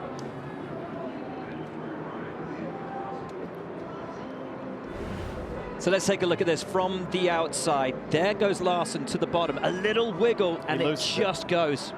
He just lost it in the short chute on the entrance to 2, and Kiffin Simpson almost got around. Stingray Robb did avoid contact, but got up in the gray, cranked the wall. That would have been the suspension. Then you see the car just pitch left. Nothing the driver could do at that point along for the ride. Let's look again here at real speed. Larson at the bottom, now to the top. Stingray Robb just broke the right rear toe link, and at that point, he's a passenger, as we'll take a look from Kyle Larson on board.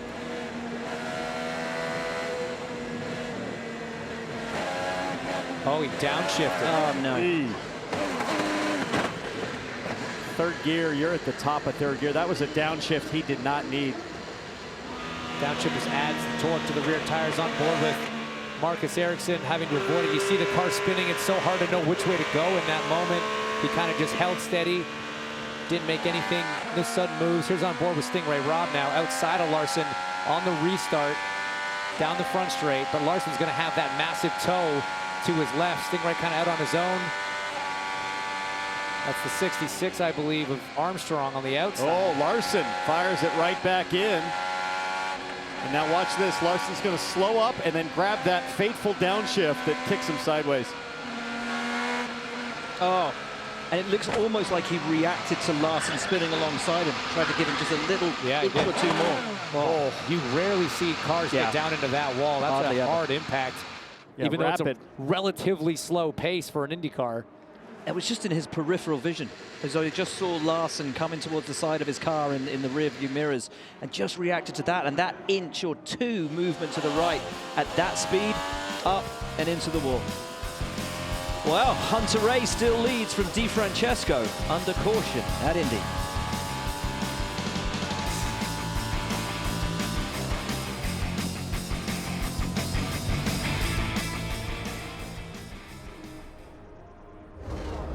The second annual Community Day featured Indianapolis Motor Speedway and Gallagher teaming up with over 2,000 students from 10 local schools. All 33 of today's drivers engaged in interactive sessions covering racing and introductory STEM activities. Carl Larson, Will Power, Pato Award and Scott McLaughlin had fun with the kids from Westlake Elementary.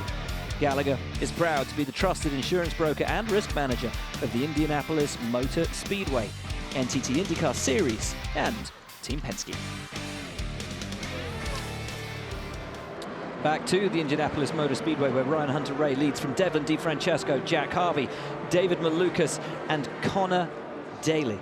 And we've had a lot of problems in the pits today as we run lap 97 of 200 in the 109th running of the Indy 500. The first was for pole sitter Robert Shwartzman, and very nearly contact between Felix Rosenquist and Pato Award. Those were the first stops of the day, but things would get increasingly wild from there. Yeah, Kyle Larson here stalling on pit lane as his Hendrick McLaren team, and then fire for Alexander Rossi. Fuel leak from the fuel probe. Rossi furious. And then no brakes for Rinus VeeKay coming into pit lane. Huge accident. And then finally, Shwartzman in too high. And that never gets nicer to see. Jamie standing by with Robert Shwartzman. Yes, the rookie starting his first oval started on pole, and it came to a screeching halt right here in the pit box. What happened there? Well, yeah, I mean, I think I had a pretty decent start today, and we were up the top. Then we had our first pit stop that we had some issue there, so I lost a lot of time, so I was in the back. And then tried to battle my way through the front. We were, I think, P13 coming back. And then when it was yellow, I came in, and honestly, it felt really strange, my brakes. Already when I was going slow coming in the pit lane, I locked both front tires, which usually is not the case. So I was like, okay, something is... I wasn't sure if it was the brakes or because the tire were cold. And then when I came back to my pit, I did not push. I tried to be very slow. But as soon as I touched my brakes, my both front just locked, and I just went straight into the guys. Luckily, nobody got really hardly injured. I think there is only one guy that's had a bit of an injury. I'm happy that everybody is fine. It was really scary because at the moment when I braked, I was just a passenger. There was nothing, no brakes. So we don't know yet what happened with the car. We'll need to have a look and understand if there was any mechanical issue or it's just cold tires. I don't know, but we have to work on it. From my side, yeah, it's really sad because, you know, we did such a great work in qualifying, but as we know, this is Indy 500 in a race. Anything can happen. I saw like already quite a lot of strong drivers are either out of the race or behind. So, I mean, this is what happens. This is Indy. We just need to learn from it, and hopefully next year we'll come and have a proper battle for the win. Thank you for your time. Georgia? More pit lane issues, this time for Rinus VeeKay, who didn't have brakes. Did you know you had an issue before you came to pit lane? No, I didn't. I pitted for tires and fuel, like we needed to do on strategy, and I already pitted at speed once. It was fine. I kind of underdrove it in pit lane, so I thought that's what I'm doing is fine. So I just did the same thing and just really had no bites from the brakes. Coming into the pit lane and coming to the pit lane speed line, I was doing like 120 miles an hour, and I really had no response from the brakes, which, yeah, at that point I was just trying to hit the brakes as hard as possible and locked up the left rear, and then it came around on me. So it really, really unfortunate. I feel bad for the 18 crew. ASCAR OI, Dilcoin Racing, just a bummer. We were doing really well. We were moving forward, and we actually could kind of race and hang in a little bit better than I thought we would. So yeah, really unfortunate, but I'm not totally sure if I could have anticipated this before. Such a massive change in speed coming onto pit lane, guys. Glad to see Rinus and everyone is okay. Thank you, Georgia. Well, so much action down there on pit lane. Why don't we take a look at Marcus Ericsson's pit stop replay, sponsored by Allegra. Coming down, clean on the marks, maybe a little bit short there for him. The 28 crew going to work. It's been problems on pit lane for this team a lot of the year. Getting another view here. Watch the right rear. Goes on. Typically, that's the hardest of the four. Gun gets jammed for just a second, but the crew member doing a great job to recover. and probably just a couple tenths off for Ericsson. One of the biggest stories coming into today's Indy 500 was, of course, Kyle Larson going for the double. It will not be, but he's standing by down on pit lane. Yeah, Kyle Larson's day is done. Kyle, what happened? Yeah, it was a bit crazy there on the start, and yeah, I got like tight behind Takuma. I was really close to him, and I think as I finally got maybe shaded left to him, I haven't seen a replay, I got loose and just kind of got all over the place, and yeah, drove me, yeah, so I spun. So just hate that I... What's the play for Hunter Ray? Got a little too eager there on the restart, and yeah, caused that crash. So hate it for everybody that also got caught up in it. Just bummed out. So try to get over this quickly and get on to Charlotte, and yeah, just forget about it and try to win the next one. His day continues with the race in Charlotte later today. Yeah, brutal break for Kyle Larson. Got a good replay there again. I think it's that downshift to third, top of the rev range. Kind of got on the throttle, it loosened him up, and game over. And unfortunately took a couple of contenders with him. Fair number of retirements so far. You see that in the graphic. Number of cars out, starting all the way back on the pace lap through this latest incident that leaves us under caution, with the field being led by Ryan Hunter-Reay of DRR. And look, guys, this is such an impressive run right now, because let's not forget, Ryan Hunter-Reay had an issue on carb day. His car burnt to the ground. That team had to then spend the whole night pulling their pit stop practice car out of the race shop here in Indianapolis and dressing it down, redressing it as an Indy 500 contender. That car had not turned a lap in anger before lap one of this race. Really, really impressive effort from both the team to get it done, and Hunter-Reay to hang on to it so far and put himself in contention. Yeah, another great story right here with Josef Newgarden, who currently rides in 10th. But if you look at the Strategy A cars, he would be 6th with Malukas leading that strategy. But I don't know if strategy matters much at this point. There's some wiggle room on the fuel windows. And when I do my math right now, especially with this long yellow, I think Hunter-Reay, DeFrancesco, and Jack Harvey could make it on 3 more stops. We are at lap 101 right now. Fascinatingly, while Alex Palou left the pits ahead on his strategy, on that restart, he lost position to both David Malukas and Connor Daly. So we have a real fight within that group. Malukas, Daly, Palou, they've looked phenomenal all the way through the day. Ferrucci as well makes it 2 AJ Foyts in that group of 4. And let's not discount Josef Newgarden, who has come from 32nd and sits now with a phenomenal chance of fighting for a 3rd consecutive win at the Indianapolis 500.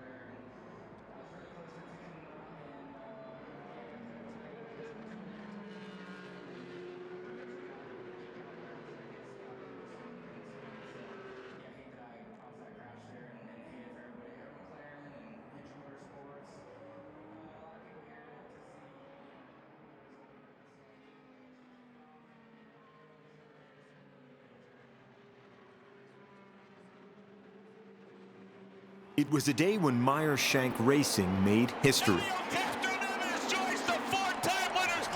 What a historic moment. The same day, baby Helen joined their team.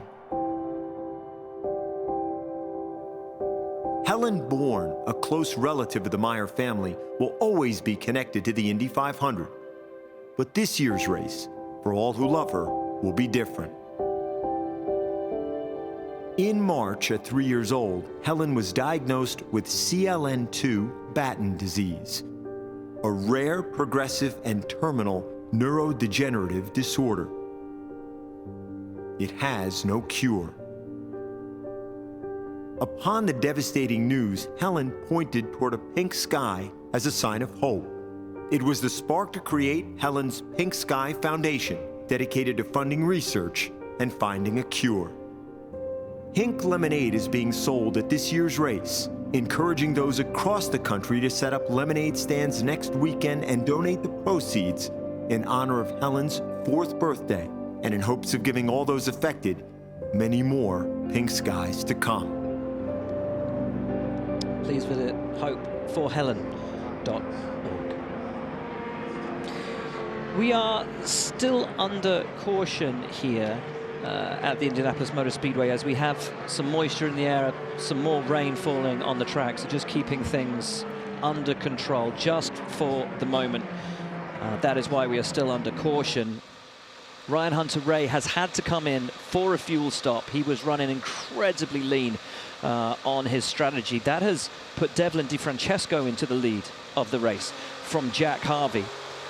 They are still on that alternate strategy. Then it's David Malukas, Connor Daly, Alex Palou, Santino Ferrucci, Rosenquist, Carpenter on the alternate strategy, and then Newgarden on the prime strategy. So Newgarden has got a shout at this. Bear in mind, this race has never been won from further back on the grid than 28th. And no one's ever made up more than 31 positions in a field of 33. And that was a run to second place. George is standing by with Stingray Rob out of the race. Stingray Rob has been released from the IndyCar medical unit. Was that a wrong place, wrong time situation? Is there anything else you could have done? I mean, looking at it in my head, I don't see a way to get out of that. I mean, when Kyle started losing it, I was checking up. And once he spun, I was trying to get around the outside, but there's just no grip out there. Cold track, cold tires on the restart. It's just tough conditions. And these cars are much more difficult to drive this year. It's unfortunate. So I wish, here's an onboard. Yeah, I wish we could do something different, but that's not the way I wanted to end our race. Watching the replay now, though, yeah, right there, he just lost it. And yeah, we were just too high to try and avoid it. Not much to do. I mean, they did sweep the high line, but not that high. You know, if they were to have slept one more lane up, I think that we would have been okay, but that's frustrating. Thanks, Stingray. Thumbs up from Stingray Rob. And we will have one more lap under caution, and then we will be racing once again. 64 green flag laps, 41 caution. There certainly has been a huge amount going on in this race, whether it's been on track, in pit lane, on the warm-up lap. It hasn't stopped all day. Yeah, that was a tough break for Stingray, and he's right. He did a great job to avoid contact with Larson, but just cold tires, cold track, and the dirty part, nothing he could do. As now we go to Devlin DeFrancesco leading the field. 30 laps since DeFrancesco last pit, but a lot of those under caution. But these two, DeFrancesco and Harvey, will have to peel off a little bit earlier. But I think everybody can make it now on 3 more stops. Running lap 106 of 200. Green, green, green. And now they go. Go for green, and up on the inside goes Ed Carpenter. A spin at the back is that, certainly a puff of smoke, but we're racing up at the front, and DeFrancesco holds the lead. Jack Harvey alongside him, looking for the inside line. Oh, yellow. I got ahead of myself. I was sloppy. I was losing it because I saw Rasmussen. He never spun, but wait until you see the replay. Yeah. And race control saw what I saw, and they just said, you know what, hit the button. Yeah. He had about a 5 tank slapper moment and barely held on to it, and we're lucky that many weren't taken with the chaos there. Tons of tire smoke back there. Rasmussen so close to losing it. so we remain as we were. It will go back, I imagine. Glad we're going to get another chance. Take a look at the top of the screen right here, Christian Rasmussen. Now, we heard green, green, green, which was awfully early. Look at him. Wow. Oh, man. I mean, he had pulled out and passed 3 cars before anyone else had moved, and then got loose and nearly took out those he had just gone by. This was what I looked like at 15 with my motorcycle permit. Man, I cannot tell you how impressive a save that is. These cars are designed to go left. They're set up to go left. Once you start spinning to the left, it is so hard to get it back. That was pretty impressive, guys. And Rasmussen's had a fair bit of practice over these last couple of weeks of hanging on to it and brushing the wall. He's hit the wall twice already in practice. You see right there, it's Nolan Siegel and Ryan, no, who is that? Yeah, Ryan Hunter-Reay and Nolan Siegel running side by side. That means they're contesting the position. One thinks they should be in front of the other, so we're probably under caution as they reposition the field, look back to the timing and scoring data, and make sure everyone's in the right place. Yeah, they'll look at where everybody was when the timing light went yellow. Because we did go green briefly. Yes. So you revert to the last timing line. Guys, such a cold day. We've seen so many issues, not only on restarts, but also on the brakes. We've had issues on the throttle, issues on the brakes. Let's take a look at how drivers deal with issues as they decelerate for the pit speed line or their pit box. It starts with the Dallara cutaway car here. Will fly down through the foot box, and on the left-hand side is the brake bias knob. You turn that clockwise, you put more brake bias to the front. Counterclockwise, you move it to the rear. Well, what does that knob do? It turns a cable inside a line that goes down here to the pedal assembly, and it basically is moving this cylinder, this threaded cylinder, adjusting the torque, or I should say the pressure on the master cylinders. It's something you adjust a lot here as you get your balance just right coming to pit lane. You're coming off of 4 at 200 plus miles an hour. You got to get down to 60. And again, the car's setup is all asymmetric because of the ovals. So hard to get the car wound up. Playing with the brake bias that you need coming to the line can be different than the one you want going into your box, and sometimes you're adjusting it even down pit lane. And the reason it's so hard, Will, is that the brakes are cold and you just don't know what you're going to get the first time you apply that pedal, and you're trying not to apply that pedal until the last possible second, and I bet we know who's on that helicopter. I believe it's Kyle Larson on his way to Charlotte. And he'll have a lot to contemplate about what happened this year and if and how he might approach Indy next year, because it's been some issues, some errors, frankly, in the cockpit in his first 2 tries as these cars come on lap 109 for another pit stop. Foster, Ericsson, Rasmussen, Rahal, all on pit lane. Kevin, update us on strategy. So even people that didn't stop are trying to get it done. Some, not DeFrancesco and Harvey necessarily on 2, but this group can easily get it done on 2, and others that came in on 87 are also hoping for a little more caution to be able to get it done on 2 more stops. I mean, why not? Roll the dice on a day like this. I kind of like this right here. Could get it done, I think, from there on 2 more stops as DeFrancesco cleans and warms his tires. Backs the field up, gets them ready for the restart. We'll wait for the call of green, green, green. There's a restart line, by which time, if the leader hasn't gone, the race director throws the green, but DeFrancesco puts his foot down. The green is out and racing is on. And here comes David Malukas on the back of Jack Harvey. He will have the inside line, and keep your eye on Alex Palou, who's got Santino Ferrucci with him as well. It's 4 wide once again. Malukas on the inside. Harvey, Daly, who has the bravery? It is Daly. Oh my word. A wonderful restart for Connor Daly. And that will be the lead when DeFrancesco has to pit. Alex Palou not thinking championship today, Townsend. He held it 4th wide on a 4 wide into 1, came out 2nd in the order, and he is right on the gearbox of Malukas. And here comes Callum Ilott in the Prema. An incredible run from the sister car of the pole sitter to be up there and in the mix. And here comes Josef Newgarden around the outside of Felix Rosenqvist. Now having a look at the back of Jack Harvey. Newgarden got sideways there a little bit on the entry to turn 4, but he hangs on. Newgarden has been very patient, but I think he decided I've got to start to be a little bit braver.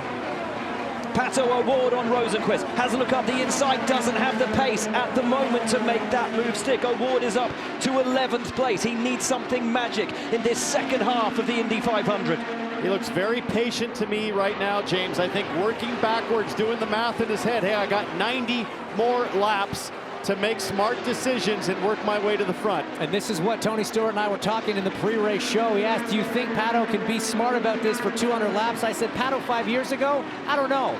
Pato in 2025, after 3 near misses here at the Speedway, I think he knows when to push, when to keep it calm. He knows when he's got to be at the front, and it's not at lap 112. Connor Daly and David Malukas fighting it out for the lead of this race. They could be fighting it out for their first Indianapolis 500, but behind them is a man who wants it, who needs it. And Connor Daly and David Malukas will be getting information from their pit stand, letting them know, hey, DeFrancesco is going to be pitting earlier than you guys, so consider that as you strategize here. I think Connor Daly and David Malukas fine to chill for now. And how about AJ Foyt Racing? Malukas 3rd, Ferrucci 5th, running with the big dogs past half distance. Connor Daly in his 12th Indianapolis 500. David Malukas in his 3rd. We ride on board with Santino Ferrucci with an incredible run, courtesy of Venture HR. And guys, this guy is so impressive at this racetrack. Only driver in history to be in the top 10 in all 6 of his first 6 starts here at Indy. Started down in 15th, but he's got himself there, doing an incredible job just getting around Callum Ilott, who also, again, we just talked about it, but he deserves a shout out for being up there. This is a guy that knows how to play the long game here at Indy. Just riding on board, Ferrucci's hands look very steady, very confident, like he knows exactly what to expect out of his race car in that turbulent air behind Alex Palou. Boy, Palou has narrowly avoided some crazy situations today. It's something that we celebrate about his skill level, is the right decisions at the right time. We talked pre-race about how methodical he is, how surgical he is with his approach. But as we get closer to the finish of this thing, the big question is, how big is he going to go? How much is he willing to risk it?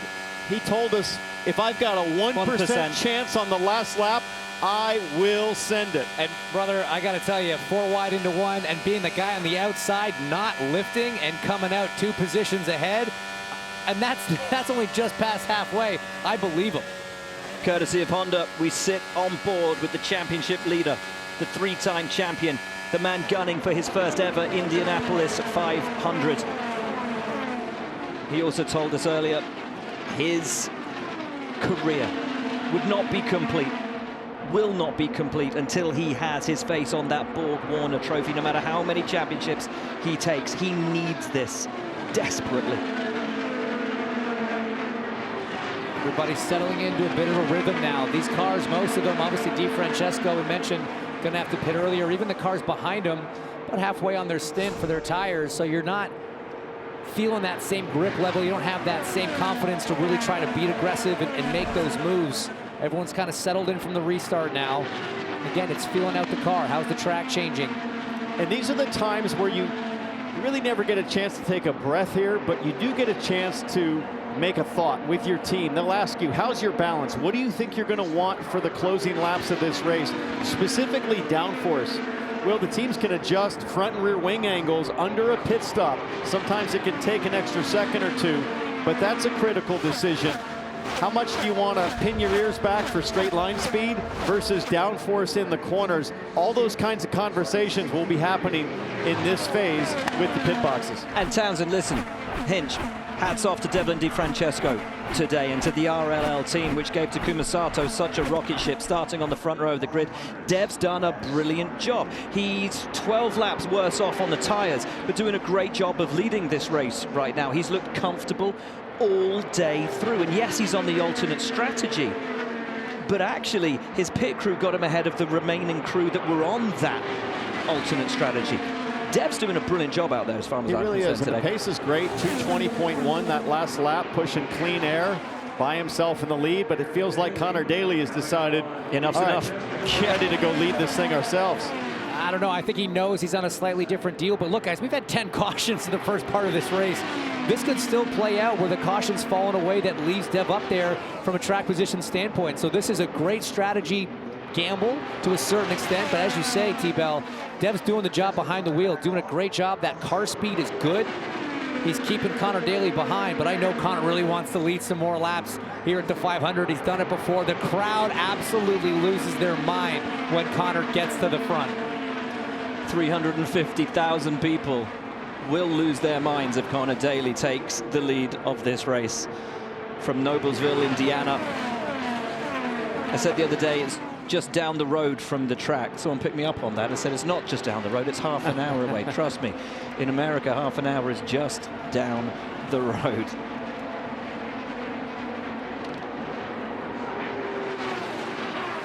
Last lap for DeFrancesco again in the 220 mile an hour. That's average.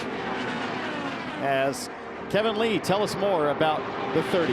Well, while some are hoping to do it on 2 more stops, there's no chance for Devlin DeFrancesco. He is not saving fuel. He's going to pit within a few laps. But still, what a strong day it's been. A car's been good all month. And think about this young Canadian. He was born over 3.5 months premature. He weighed 1 pound at birth. Devlin DeFrancesco was given last rites. He's had no ill effects since that with his health, and he's leading the Indy 500 right now. Amazing story. And Dev is such a likable guy. He has such a tremendous work ethic as well. When he signed for RLL at the start of the season, the first thing he did was he texted Graham Rahal with a bunch of demands and questions, and how can I improve myself? What can I do to be the best I can possibly be? He has led the Indianapolis 500, but Connor Daly across the bricks. Listen to the crowd.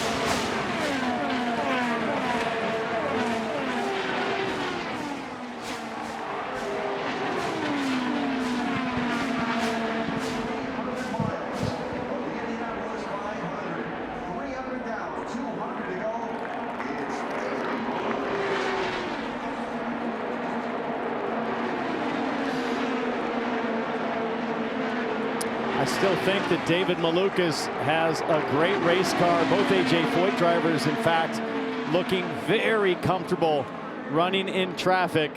But Daly leading again across the bricks.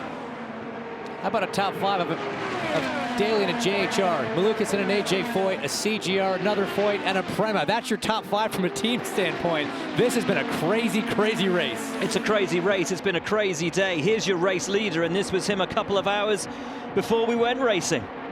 Connor Daly, never one to miss a party.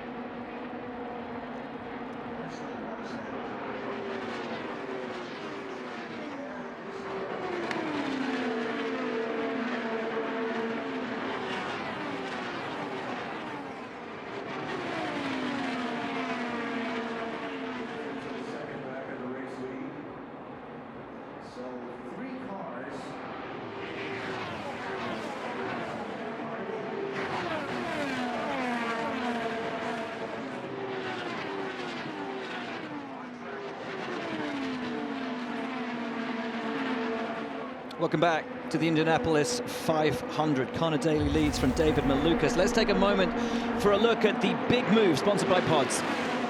And it is big moves, plural, from Josef Newgarden. Well, we see one from Newgarden there, and on the top side, on board with Newgarden as he went 3 wide on this restart down the front straightaway. Continues to make some moves, but I think he has used a bit of discretion. It's been nice to see, trusting his team Penske guys on pit lane to make up stops, but this guy right here up 25 positions.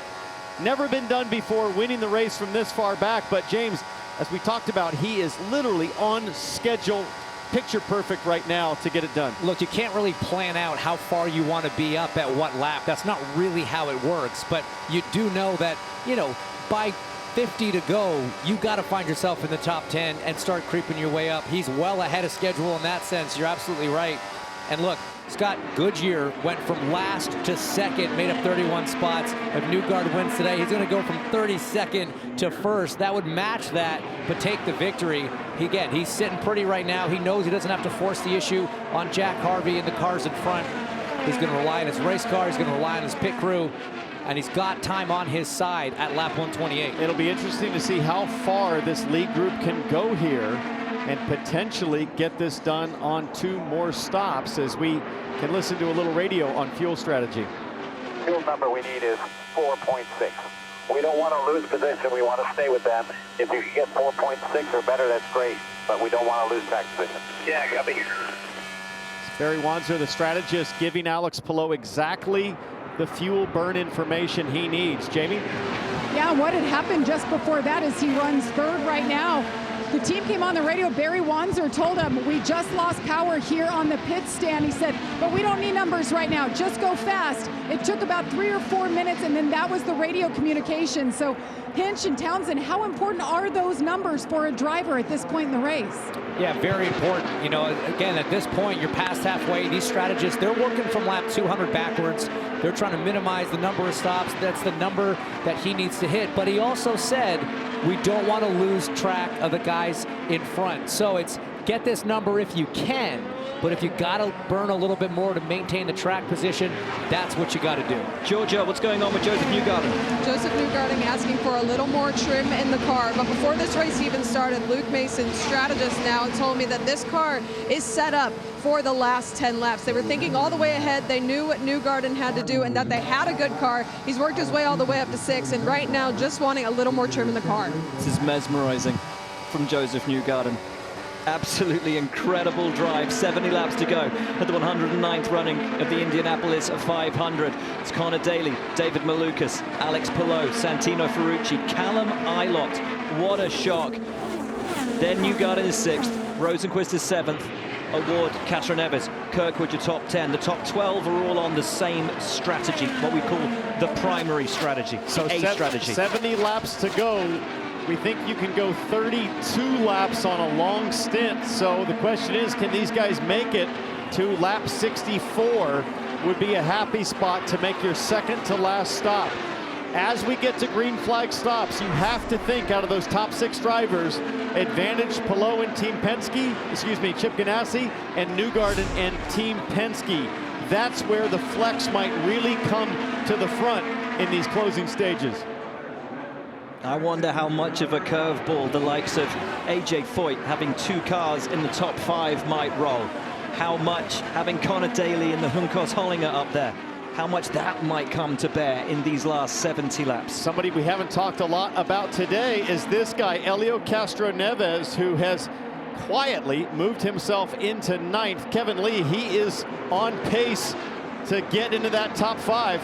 He is not out of it at this point. He's 50 years old, will be the oldest winner of the Indianapolis 500 if he can somehow make it happen. And obviously the first 5-timer, car is pretty good. He's going to need some help, though, to get it done. And now comes.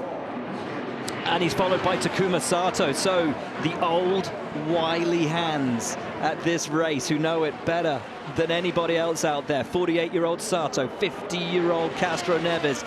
They've both won it multiple times. They know what they're doing. 6 500 wins between them. Should other drivers be taking note and thinking, hey, what are we missing? Wow. Takuma Sato comes to his box, the 48-year-old. A lot better than the start of the race. Perfectly hits his marks. The Rahal Letterman Lanigan team gets it done. Waiting on the fueler, he pulls Sato down and away. And let's not forget how much of this race Takuma Sato led, and led with ease, as now Daly comes in, as does Palou, as critically does Josef Newgarden and Pato O'Ward, Georgia. Josef Newgarden comes into pit lane. This pit crew on point all day long. They won the pit stop competition just yesterday. He comes in, 4 tires. They're going to fill it up to the brink with fuel. Jamie. Connor Daly, what a great day he has had. The 5th time he has led this different race at the Indy 500. He said, my car is fine, it's all good. The 10 of Alex Palou, you heard that radio communication as they fuel it as full as they can go. There's applause in Daly's pit. They're happy with that stop. Out comes Newgarden ahead of O'Ward. We wait to see where everybody else siphons back into the grouping. But 67 laps to go, James. That's at the far end of the fuel window as Santino Ferrucci, AJ Foyt Racing comes to pit lane. Kev. Going to try one more time to fix the top of that side. Pop with the Van O'Rapp coming up. I think they needed 2 or 3 more laps to be able to get home in one more stop without caution, so they're going to need a little bit of help, Jamie. David Malukas in his box as the team goes to work. Hasn't said a whole lot about the handling, but he has been running up there in the top 10 all day long for AJ Foyt Racing. I tell you what, we've been talking all week about the Penske stops and how fast they've been. AJ Foyt with their technical partnership with Penske, those stops were slick as anything. Josef Newgarden is back on pit lane. Josef Newgarden has a fuel pressure problem. Came over to the radio, Luke Mason told him. So he came back into pit lane. They top it off with fuel, and they're going to try to send him back out. Disaster for Newgarden's run from the back. Under green, that's a nightmare as Pato O'Ward makes a move on Rosenquist into 3. Jack Harvey right in front of him now.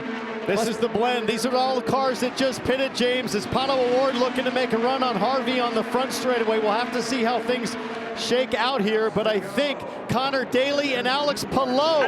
Palou has got ahead of Daly, passes him. It's Palou, Daly, Malukas. This is effectively the fight for the win of the Indianapolis 500, and after those stops, it's Palou who takes the advantage, but Daly will not want to let him go. Neither will Malukas. All 3 of these drivers who've had such a phenomenal day, and up comes Malukas on the inside of Daly, puts the move on, makes it stick.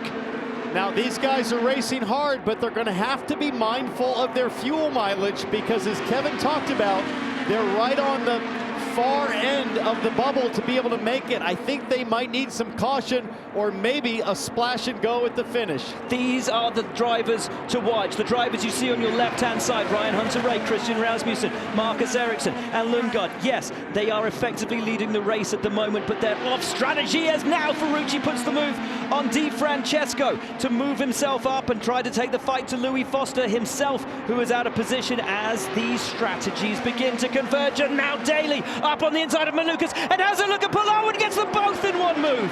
Connor Daly, sensational. Alex Palou's last lap was 2:13, so that tells me that Palou is trying to stretch it as Newgarden has more issues on pit lane. He'll go 2 laps down. It's over for Newgarden's dream of fighting from the back all the way to the front, but Palou now having a look as Ferrucci goes to take the pass on Foster, who chops him off into turn 1 and will not let him through. Meanwhile, Ferrucci says it's a block. David Malukas got around Palou. Guys, I know Palou is just managing that fuel number. The rest, James, Daly and Malukas, they're going racing. If I'm Palou, I want to sit back, save a bit of fuel. You heard Kev say it. Foster even taking a look there. Not what he wants to do. Being behind 2 cars, you can manage that. Fall back to 3, 4, 5th in line. It starts getting a lot harder. So Palou right now is sitting exactly where he wants to be. Connor Daly's last lap, 211 miles an hour. Big time save going on at the front. Malukas doesn't want to pass him. He wants that toe as we see Rosenquist now make a move on the inside of Di Francesco for a position. Ferrucci still looking racy on the back of Foster. The vibe of this race has just totally changed based on that pit window as Josef Newgarden's dream of winning a 3rd consecutive 500 appear to be done on pit lane. Team Penske furiously working at the back of his race car. He's now 3 laps down. Dream in tatters for Josef Newgarden. And it came so close. It was a phenomenal drive through the field. What might have been. Tracking brilliantly as we see Award getting around DeFrancesco. Malukas sitting on the inside there. Rossi having a look at Ferrucci. Connor just did a 2:08. This is, he's saving. This is Indy next speeds almost, guys. He's just trying. He wants someone to go behind him as you get the call from Newgarden. We're done. Hop out.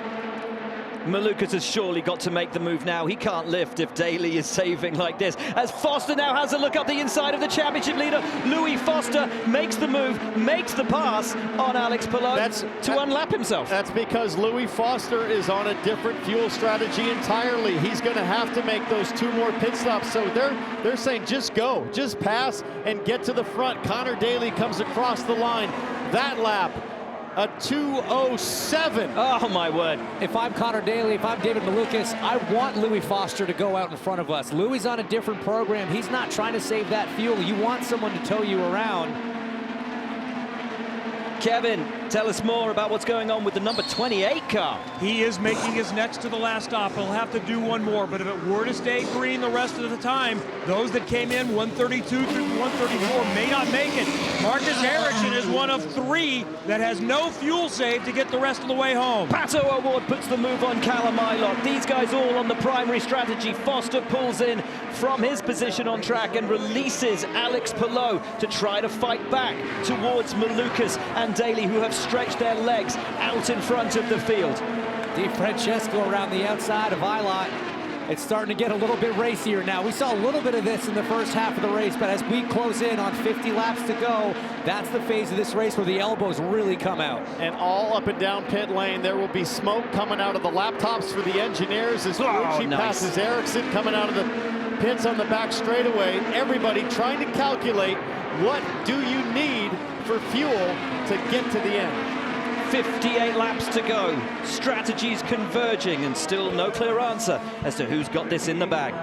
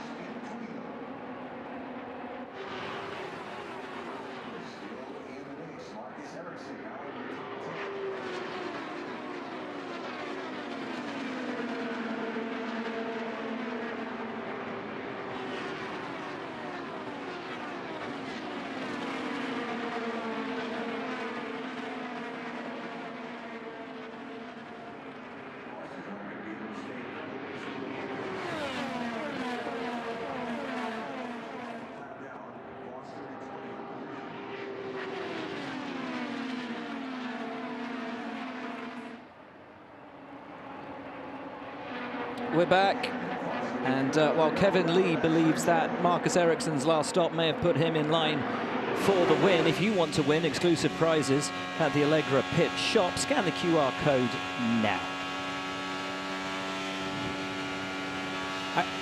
I don't actually hate that call. Right now, he's no fuel concerns. He's only 3 seconds off the lead of the race as DeFrancesco peels off. into pit lane, and we might see a lot of fuel saving from some of these cars late in this race. So it's one stop all, but he can go flat out. Car that I'm excited about, Will, is Ryan Hunter-Reay, because as he leads right now, last pitted on lap 140. That would mean 60 laps to the end. That perfectly splits 2 30-lap stints for Hunter-Reay. He's in better fuel situation than Daly, Malukas, Palou, Ferrucci. They all pitted on 134 in a backup car. That is a pit stop practice car for Dreyer Reinbold Racing. They had to go to that strategy after they burned up their primary on carb day. The light blue and black car, that of Louis Foster, RLL, looking to go a lap down, and I think Ryan Hunter-Reay just... Come on! Yeah. Weaving there. Not happy with his weaving, raises his hand out of the cockpit to salute him in a certain style, Ryan Hunter-Reay, and Foster's going to try and make it back past him again to unlap himself. Hunter-Reay will be furious with the rookie. Well, but Louis Foster has every right to go unlap himself, and my fear here is that Ryan Hunter-Reay's pit stop backup car just is not very fast out front by himself. Falling back into the clutches of Connor Daly, David Malukas, and Alex Palou, but a driver who found himself in the mix for the win today, having started 32nd, was Josef Newgarden. The just galling disappointment for him not to still be in this race. He is standing by on pit lane. It was a masterful drive through the field, but Josef Newgarden's day is done. How do you digest this situation? It's tough, you know, to not have a shot here at the end. Felt really good, was trying to be methodical today, and you know, it's a team sport. It takes everything to win here. Still immensely grateful to run at Indianapolis. That's how I felt going into it today. I love the race the most. I love the opportunity to be on the grid, and so as tough as it is to take, I still feel thankful to have been out here today. I just wish we had a chance to fight for it. You know, we didn't even get to see what we had there. We were just slowly working forward. You know, thank you to our partners, our whole team. Everybody puts so much into this. It's a big team effort, so it's, you know, just a shame to not be there in the fight. Thank you, Josef.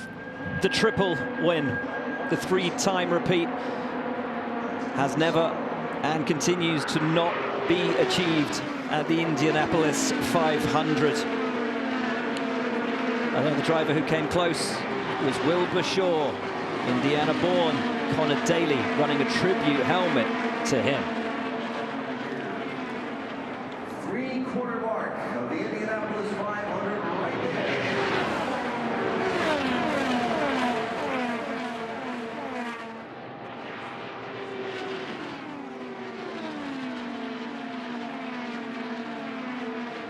Stories like NTT Racing and the day that they're having today. What a day they're having. Guys like Devlin DiFrancesco up there mixing.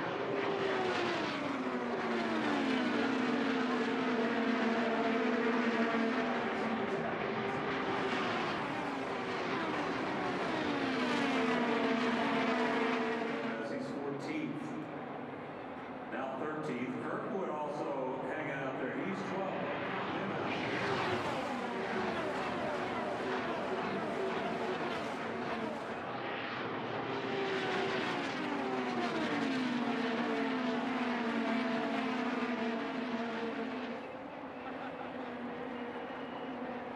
Counting down the final laps.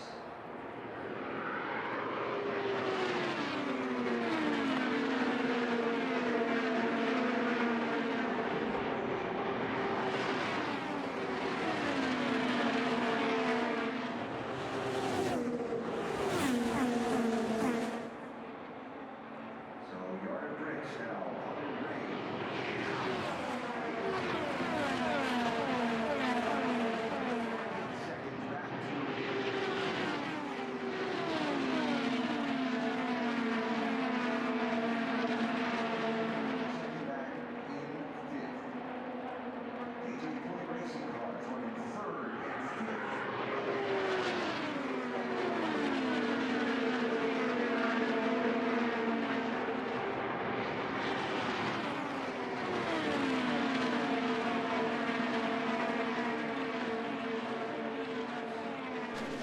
I grew up watching my heroes race that race, hoping, dreaming one day maybe I can have a shot at it.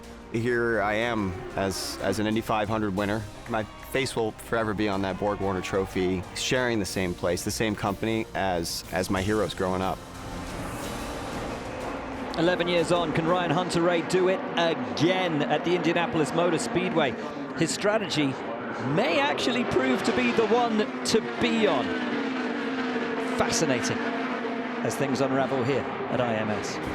Well, horse racing's greatest test of speed and stamina returns as the 157th Belmont Stakes sets the stage for an epic showdown. June 7th, live on Fox. Georgia, tell us more about Ryan Hunter-Reay. Well, this is a huge feat in itself for Ryan Hunter-Reay to be up front. He hadn't driven that car except for a few laps after a fire on carb day. They went to a backup. 16 crew members had stayed until 1 a.m. and 5 stayed overnight to get that car together. 5 to 6 more hours to wrap it on top of that. So I talked to Ryan Hunter-Reay a little bit earlier, and he said, I just don't have laps in this car. There are so many unknowns. So far, they've only made adjustments to the front and rear wing. He's happy with it. He's leading this race right now, so a huge feat for this team. Kevin. Georgia, let's talk about the two strategies from those up front. Ryan Hunter-Reay needs one more stop. He's good on fuel. The next bunch behind really needs a caution. So then we go to Marcus Ericsson, who pitted a lap later than Hunter-Reay, and Christian Rasmussen. Hunter-Reay, Ericsson, and Rasmussen are the three I think can get home with no problem, and they may be in position to fight it out if we stay green. Incredible. Basically, you have a situation where both strategies still need one stop. Without yellow, though, that Ericsson, Rasmussen, and Hunter-Reay strategy can go flat out, where the others might need to save a considerable amount of fuel, and that is hard to do and keep cars that are pushing behind you. So this is shaping up to be quite the battle as we head to the end of this one. Who had that as a trifecta? Not me. We'll be back to Indianapolis Motor Speedway.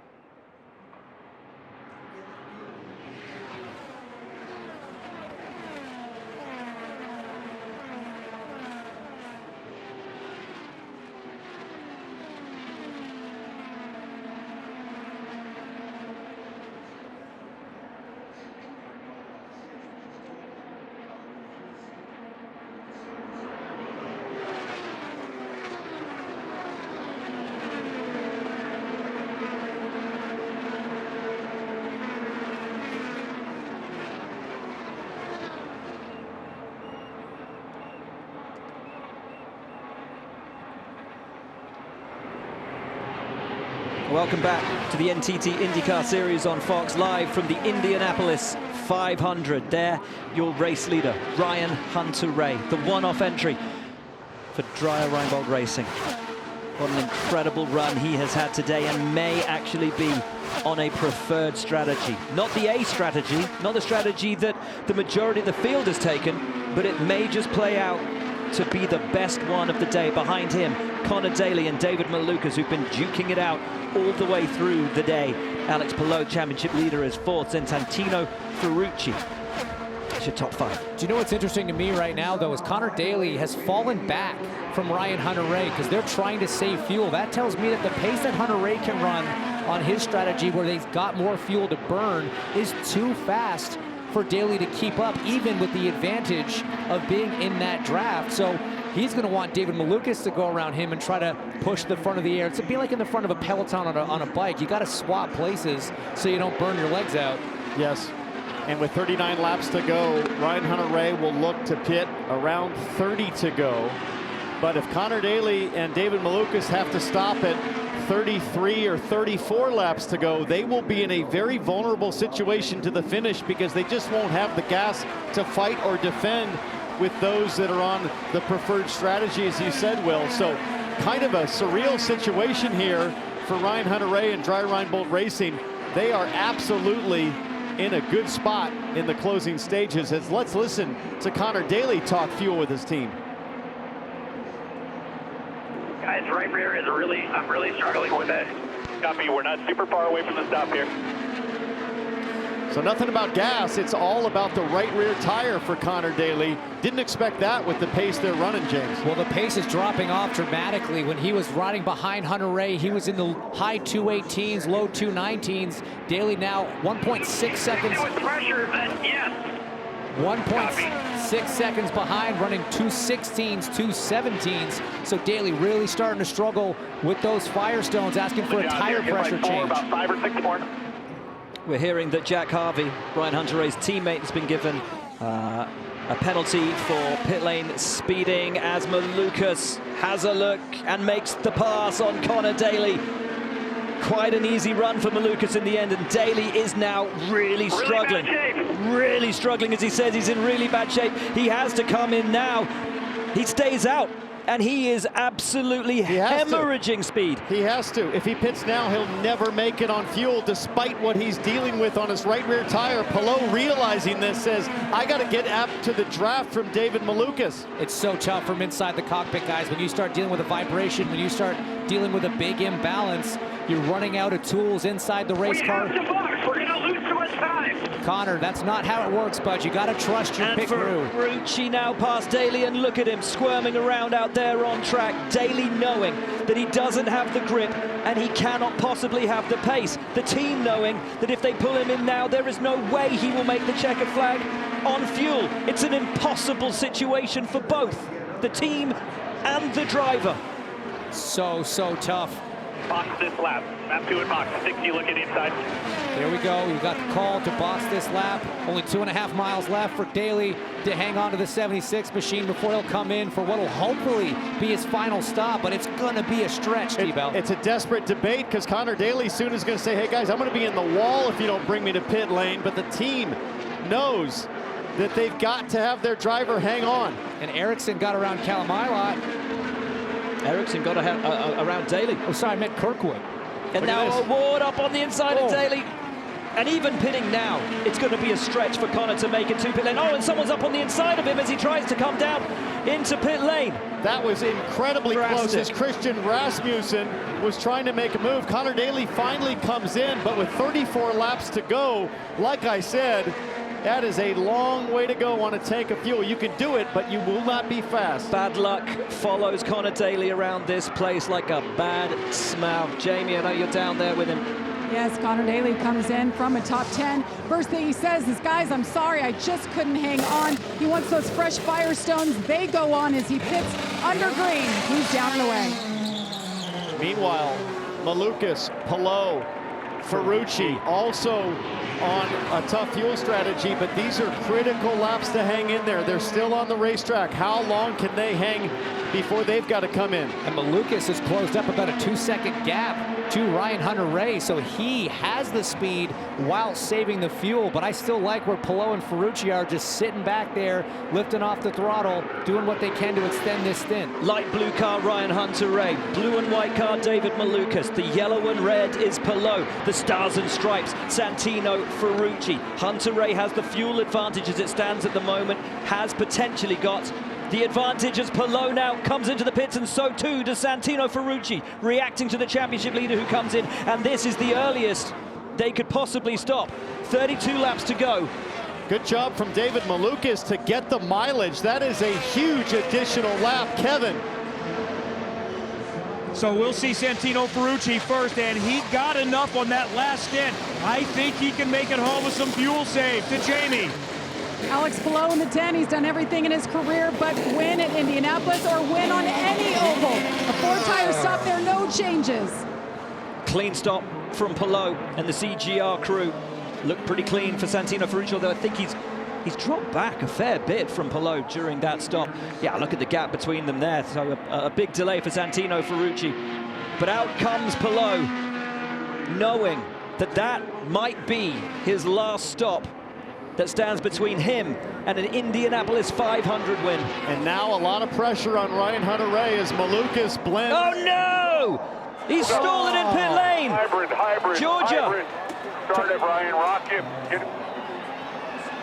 Oh, that is devastating. Stay focused here. It's not over. Hang in here. Don't lose a lap. Georgia. They yelled on the radio, hybrid. They had gotten through the pit stop, 4 tires of fuel. He went to take off and stalled it. So right now, just sitting on pit lane, the car is not on. They're trying to figure out what's going on. Jamie. David Malukas in the 4. They have been on fire today. A great day for this team. AJ Foyt Racing, as he gets the countdown into his box. It'll be 4 tires here and enough fuel to go 30 more laps in this race. Absolutely huge. David Malukas went the extra distance. He did a brilliant job. The final stop looks perfect from AJ Foyt. The 4 car is down and will now blend on the back straightaway with Alex Palou. Could that be the stop that puts Malukas in contention for the Indianapolis 500 with Hunter-Reay out of it? Possibly. There is Palou. There is Malukas. Watch for the blend, and Malukas will have the advantage, but will be on cold tires. And here comes your championship leader, Alex Palou, herring down after him on the backstretch. Momentum on Palou's side, desperate to get up to speed is Malukas. Both drivers will be flat through 3, flat through 4. But Malukas in such a good situation on fuel. How do they blend down the front straightaway? Here comes Palou, and I'll bet Palou does not want to pass him right now. It's just going to stay with him, sit in his mirrors. Or will he make the move? The last thing you want, if you are an IndyCar driver in 2025, is to have your mirrors full of red and yellow. Palou doesn't have the gas to pass and take the lead just yet. He needs to save behind Malukas and then do it at the end. It's risky because Malukas has the gas.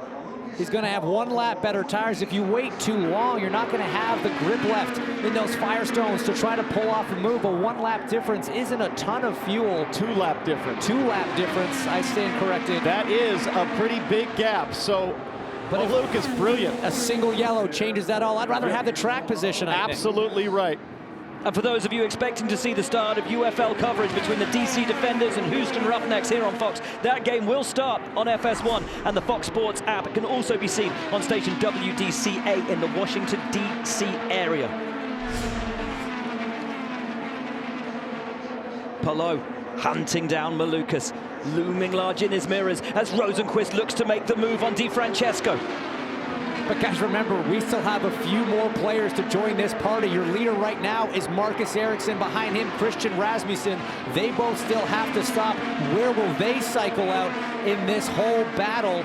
28's trying to build as big a gap as he can. He's running quick speeds right now, guys. 2:22.2 for Marcus Ericsson on that last lap. David Malukas was a 2:17. Because Ericsson knows he can push. He knows he's good for fuel. He's trying to extend that gap, stretch his legs as much as he can, pit later than his rivals, and still be able to push while they're all saving fuel. Malukas with his mirrors absolutely full of Palou, and you're absolutely right, as now O'Ward has a look up the inside of Di Francesco and makes the move stick. Di Francesco still has to make his final pit stop as Pato O'Ward now pushes forward with aggression. To the dirt. That could be practice for a move he might have to pull off on the last lap. It's good he got it done now. He can feel the car out, and he's now right on the gearbox of Alex Palou. O'Ward setting himself up once again to be in the fight for the Indy 500 for the 4th year in a row as your leader. Marcus Ericsson has come into the pits. Kevin. And he picked up about 3 seconds by running up front in clean air to maybe be able to stay in the lead. About 35 seconds is the time lost on pit lane. His whole family is here. The last time they were here, he won the Indy 522. Where will Ericsson come out? Palou is rounding turn 4. Ericsson is making his way towards pit exit. Palou will have the pace. Behind him is Malukas. Behind him is Pato O'Ward. And there is Ericsson. Keep your eyes on the blend. Keep your eyes on the track. Keep your eyes for the red and yellow CGR car of your championship leader. Here he comes. All right, hustle hard, hustle hard. Here comes the leader. Go hard, all the way, go hard. He's going to try to get the draft off Louis Foster in front. That's going to help him get up to speed. He's got a little bit of breathing room, but Palou's got the momentum. Is it going to be enough on the front straight? But remember, Palou has to make a decision. This is for the race about fuel. Fight back, go like. Fight back, go like hell. Here he comes. Ericsson under pressure from Palou, himself under pressure from Malukas, and Pato O'Ward sitting behind them all, hoping to pick up the crumbs. What a terrific job from Marcus Ericsson on that stop, and his Andretti team got back out, stays in the lead there, and now Ericsson can go wide open, full throttle to the finish. And Louis Foster's a perfect pick for him right now. It's helping tow him along to get up to speed. Good defense against Palou. If he can clear the 45, that puts a car in between him and Palou with no fuel worries whatsoever. Your 2022 Indy 500 winner sitting pretty, looking to add his name to the BorgWarner for a second time. There is Foster. There in the 28 is Ericsson. Behind is Palou. Behind him is Malukas. Each one just feeling the other out, wanting to stay in that tow, try to save that fuel. And we know from Palou, what do you call him, Townsend? You call him the surgeon. He's methodical. He's precise. He plots and he plans. But it is going to take something phenomenal from him today to be able to overcome the tire deficit, the fuel deficit, which he now has to Marcus Ericsson ahead of him. And what's so good about Ericsson, Will, is this guy is one of the best last quarter, fourth quarter drivers, I like to call him, in the IndyCar Series. Sometimes he's pretty quiet through the first 3 quarters of a race, and then all of a sudden he's there, he's in the position to win, and he's very good at executing late in the race.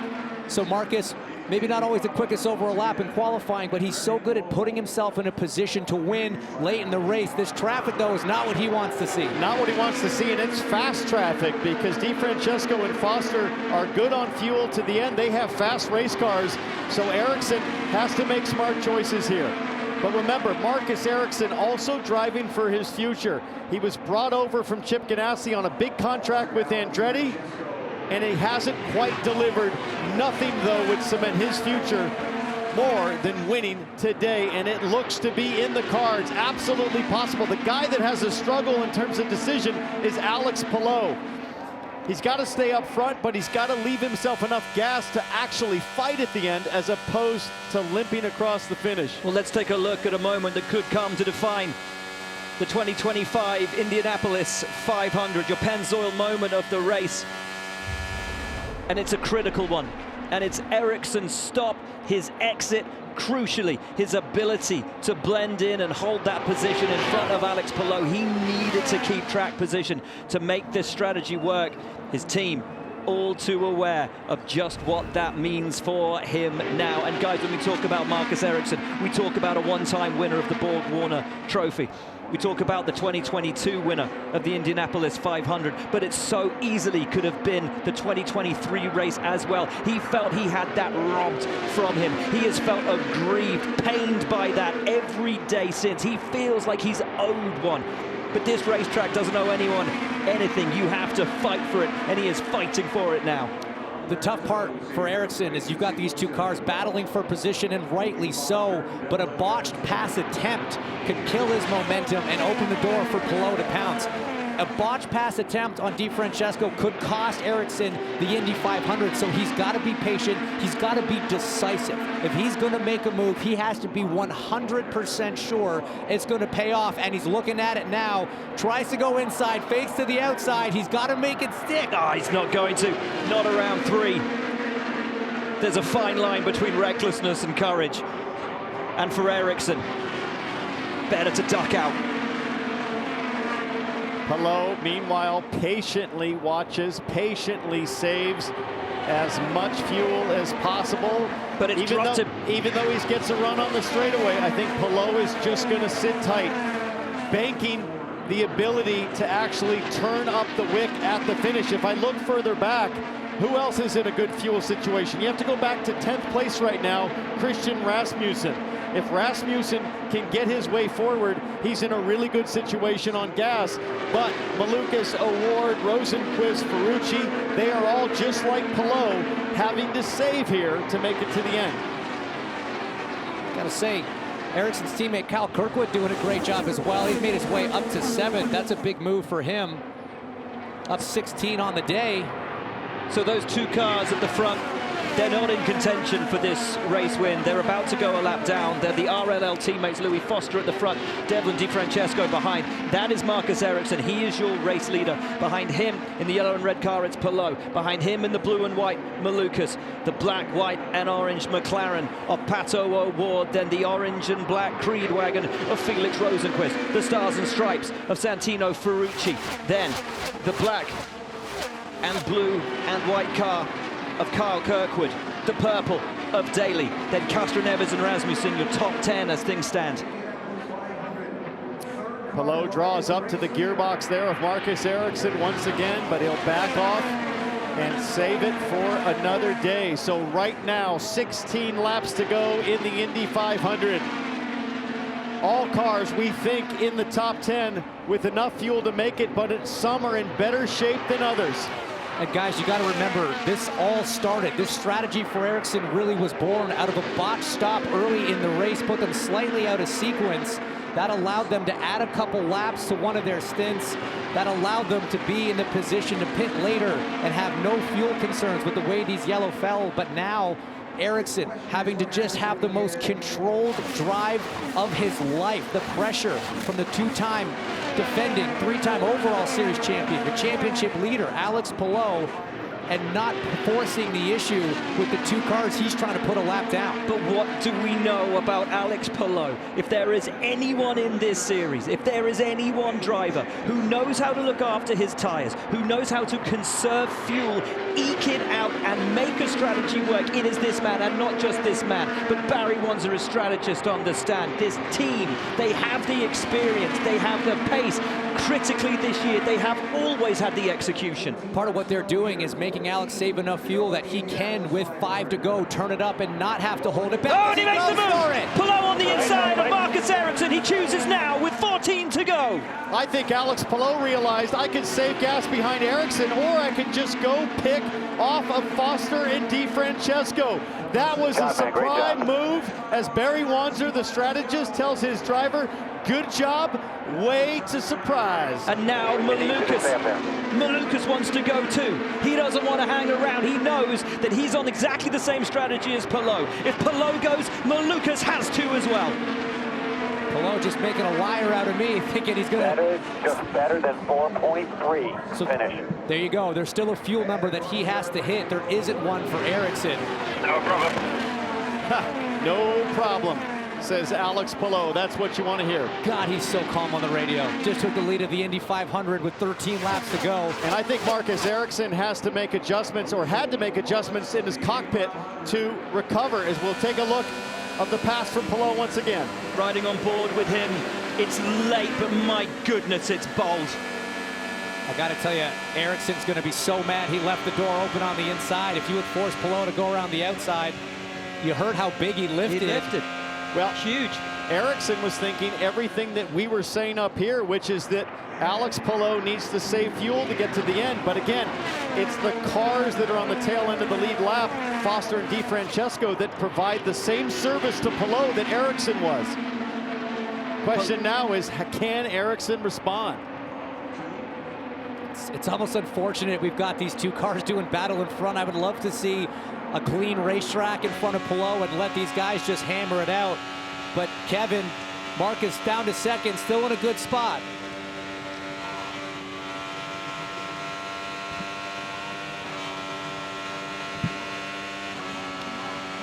Marcus Ericsson has said nothing at all on the radio, seems very calm. Here's something, maybe doesn't work as well with the two cars out front pulling them along.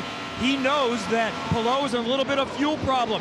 Marcus has studied, strategized how to win that fight at the end of the race between two cars. Is there any chance he wants Palou to burn more fuel so he doesn't have enough to use at the end of the race and just save it for the end? That would make sense, except for those two cars of DeFrancesco and Foster that, again, are providing the exact same benefit of the draft, and they are fast cars. DeFrancesco and Foster just did laps at 219 miles an hour, so that's all Palou needs right now.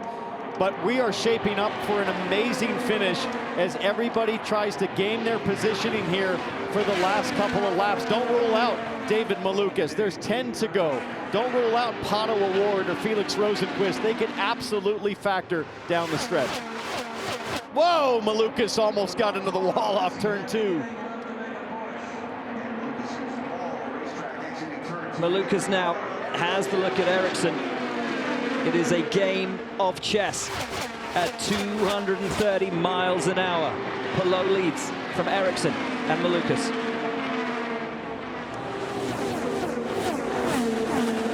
You can do the same thing to him he did to you.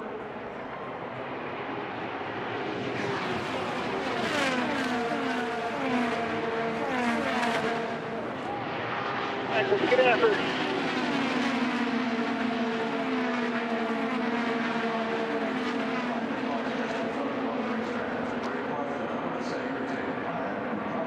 Ericsson closer than he's been. Tries to set it up. You've been studying. You've been thinking about it. You've been practicing these moves during the practice days last week for just this scenario. Here comes Palou. Ericsson.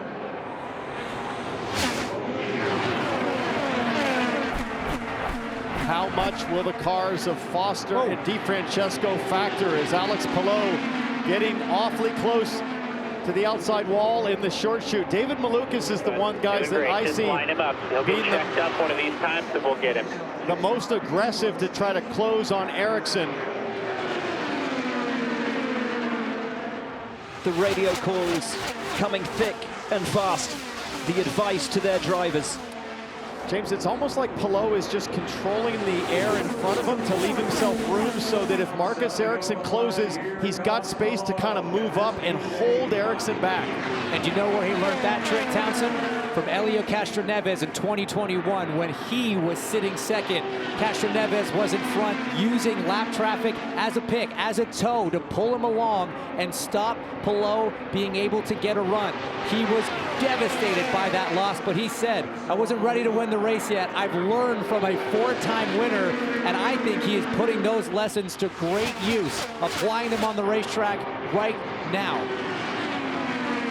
Meanwhile, for Malukas, O'Ward, and Rosenqvist, they'll start working furiously in the cockpit to make any adjustments. This is where you got to start getting aggressive. If you want to win the Indy 500, you are going to have to dance on the ragged edge of balance and handling to try to position yourself for the win. Alex Palou, who has never won on an oval. Marcus Ericsson, who has won this great race. Go ahead, pass him. Who felt he could and should have had 2 wins at this great race, and now being told, Alex Palou, to make those moves. That's good news. That means that Barry Wanzer and Chip Ganassi Racing know that Palou has the fuel now to go out and take fresh air head on and take the drag. The question is, can Palou actually get by? Pass him, pass him. Yeah, no problem, boss. Easier said than done when your tires are that old. It is a tough thing to do in this dirty air, especially with 2 cars in front. 5 to go to the Advanced Auto all Parts. the fuel you need. Checkered Burn flag. all the fuel you need. And that's it. There's the call. Burn all the fuel you need. Let's go. We got to fight. All the fuel, but maybe no tires, James. Alex Palou now has 27 laps on his tires. They are right at the end of their life, and it means it's a handful in dirty air of those 2 cars in front. Alex's father, Ramon, watches on. I talked to him this morning about what his son would do to win an Indy 500. Would he risk everything on the final lap, or would he be methodical and surgical like he has for his 3 championships? His dad told me, we've had the conversation, we are aligned, Alex will go for it at all costs. He's won championships, he's won plenty of races, but a 500 would mean so much more to the man from Spain, as Ericsson is absolutely in his wheel tracks, trying to hunt him down.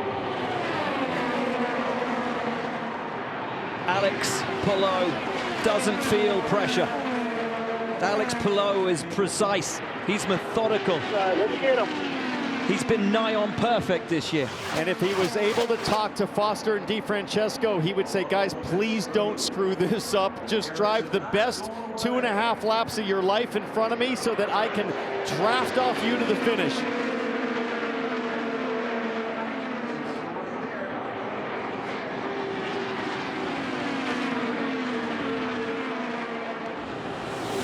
What a drive from Alex Palou. Let's get the tools right and get after it. 2 to go. 2 to go for Palou. Ericsson, Malukas is still in with a shot. Pato Award just behind them. It is going to take something exceptional, guys, to tear this away from Alex Palou. But if anyone can, you feel it's Ericsson with the day that he's had and the advantage his strategy gives him. Nobody has been able to make any passes in the top 5 in these last 10 laps, really, except that surprise move from Palou when he jumped Ericsson. Other than that, in dirty air, it's been a real struggle. But Ericsson's getting close through 4. They're coming to the white flag. Will it be a first-time winner in Palou, or will Ericsson get redemption from 2023? White flag is out for the driver from Barcelona, Spain. Alex Palou could be on for his first oval and his first Indy 500 as he comes off turn 2. Little slide out of 2. He moves to break the toe from Marcus Ericsson. Ericsson has it all now in his hands. It is now or never for Marcus Ericsson. But Palou has the lead. Palou has the advantage. He told us coming into this weekend, if I don't win the Indy 500 in my career, it will be a career unfulfilled. He had, and the caution is out. Caution is out. Palou will win for validation, vindication for Alex Palou. He has won the Indianapolis 500.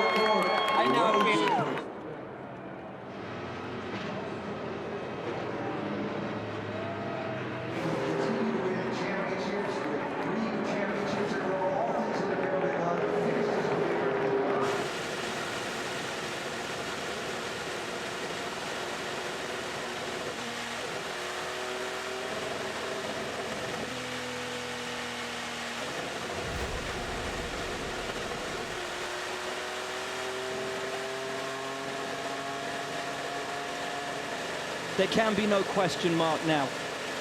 Already seen as one of the greatest of his generation. The only question that existed was, could he win on an oval?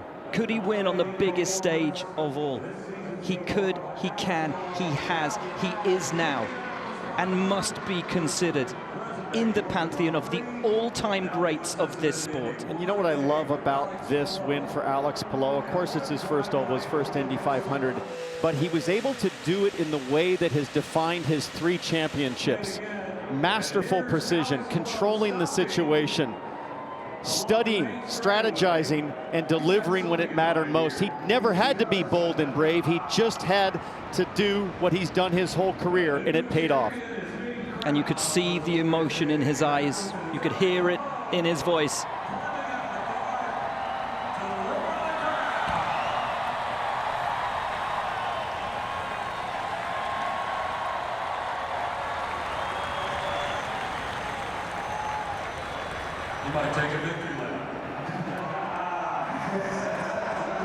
Throws the gloves away.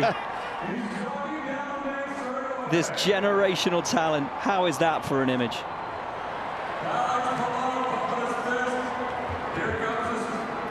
And there is Barry Wanzer, the first over the wall with his father.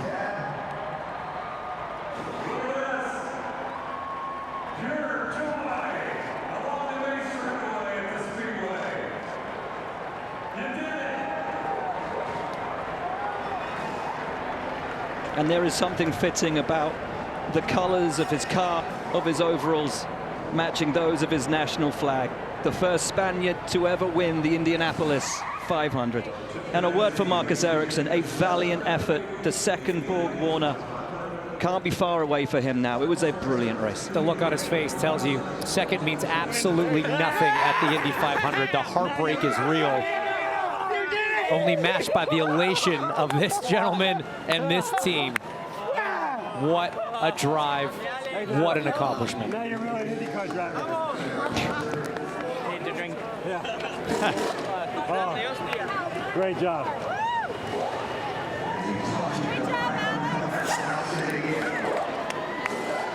One of the comments in there, now you're a real IndyCar driver. That's telling about how much this means.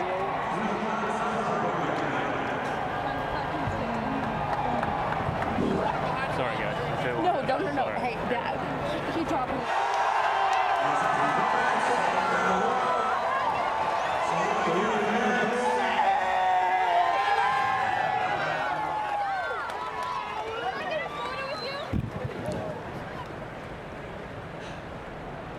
Good. Good job. I need to drink. Good shit. Drink. We're not used to seeing this from Palou. He's usually fresh as a daisy when he gets out of the car. He is exhausted. He had to work for that. He had to work for it, and I can tell you, celebrating like that takes a lot out of you after a 500-mile race. I've spoken to him many times about the championship versus a 500 conversation.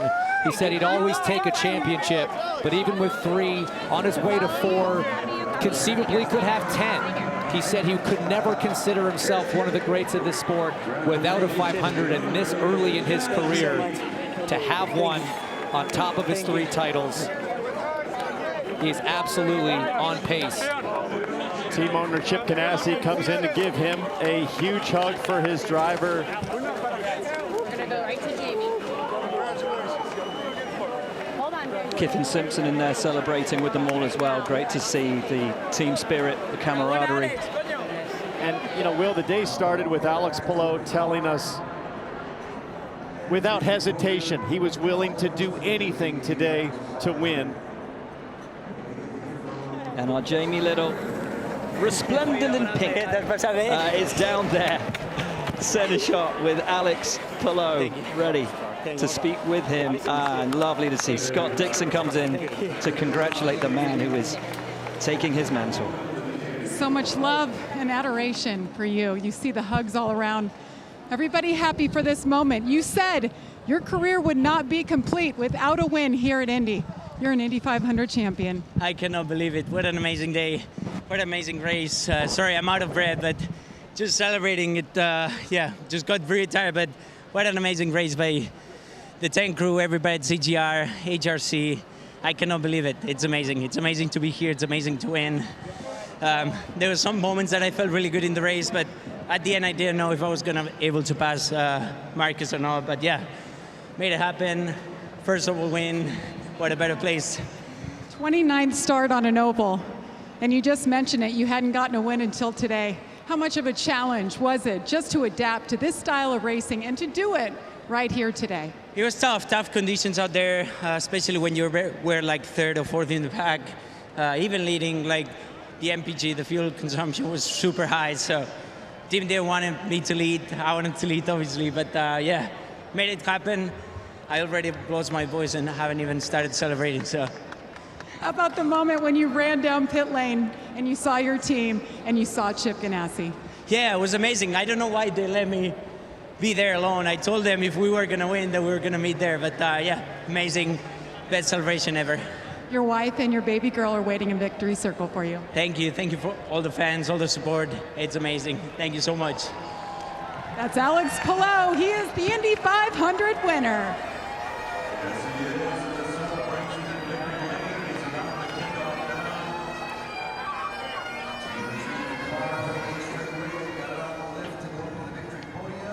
Alex Palou, who has achieved so much and done so much at such a young age, finally has it all.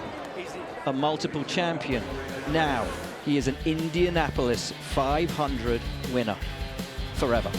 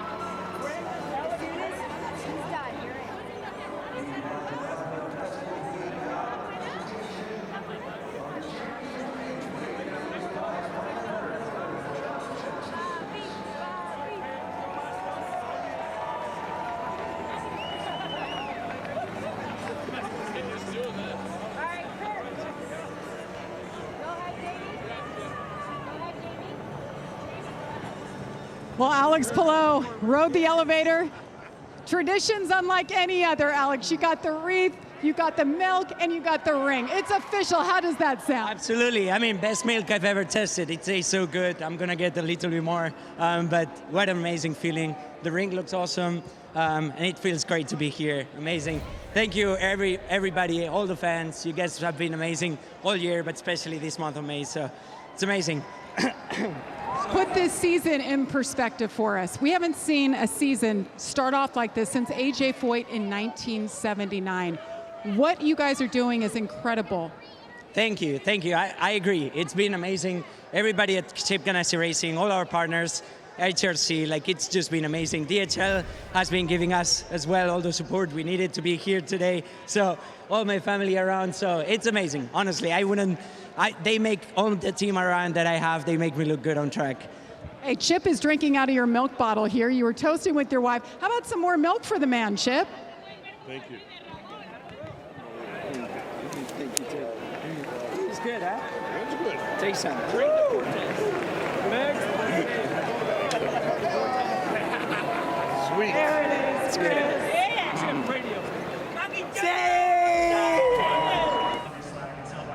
Chip Ganassi loves this Borg Warner trophy behind us. Chip, what can you say about your driver, Alex Palou? The guy is just unbelievable. I don't know what else to say. I mean, you know, we save fuel all day doing this, doing that, and, you know, we were in the draft, and then at the end we had those guys in front of us helping us, and he just beat everybody today. It's just great. What does the Indy 500 mean to Chip Ganassi? That's 6 times now you've been standing right here. It's an incredible thing, Jamie. It's going to make Alex Palou's career, going to make his life, and it certainly has made mine. You have a great time tonight celebrating. Thank you. Marcus Ericsson has won this race and finished second twice. What's the stronger emotion? Yeah, that was painful to miss out so close again. You know, second place here, and this is a winner takes all kind of place. So, yeah, just really painful. Still proud of the Allegra 28 crew. They did a really good job. We had a really tough race. The car was really hard to drive. It was, you know, we were running in the back for the middle part of it, but we kept fighting. We kept trying to get back, kept fighting, and, you know, we had a tough couple of years here. But today, you know, we show what we can do and we can fight for it. But of course, you know, finishing second is just really tough. Same time, you know, congrats to Alex and Chip Ganassi Racing. Yeah, this one hurts for sure. What was the difference? How did Palou get around you? I don't know, man. We had those lappers ahead of us. It was making it difficult, and got a run on me. I didn't know if he was going to go for it or not, so, you know, that's the thing I'm thinking about constantly now. You know, I should have covered that inside, of course. When he got by, you know, I tried everything to get back on him, but it's just really hard in that dirty air, so it's just, yeah, very frustrating because I was out in the lead there. I had that race covered, and I just missed it, so it's really, that's going to be a tough one to swallow. Thank you, Marcus. Thanks. David Malukas finishes third today. David, you just finished on the podium at the Indianapolis 500. What are the emotions? I'm not gonna lie, I was crying coming into the pits. Man, we were just so close to getting it. I mean, out of all the cars, we were number one until the end. I mean, he got lucky. Lappers came in and he was able to get a run. We were leading, so he had a good tow. I mean, he timed that perfectly. But from our side, we did everything absolutely perfect. We were in the number one car. I mean, with pit stops coming out, I mean, everybody saw when we came out of the pits there.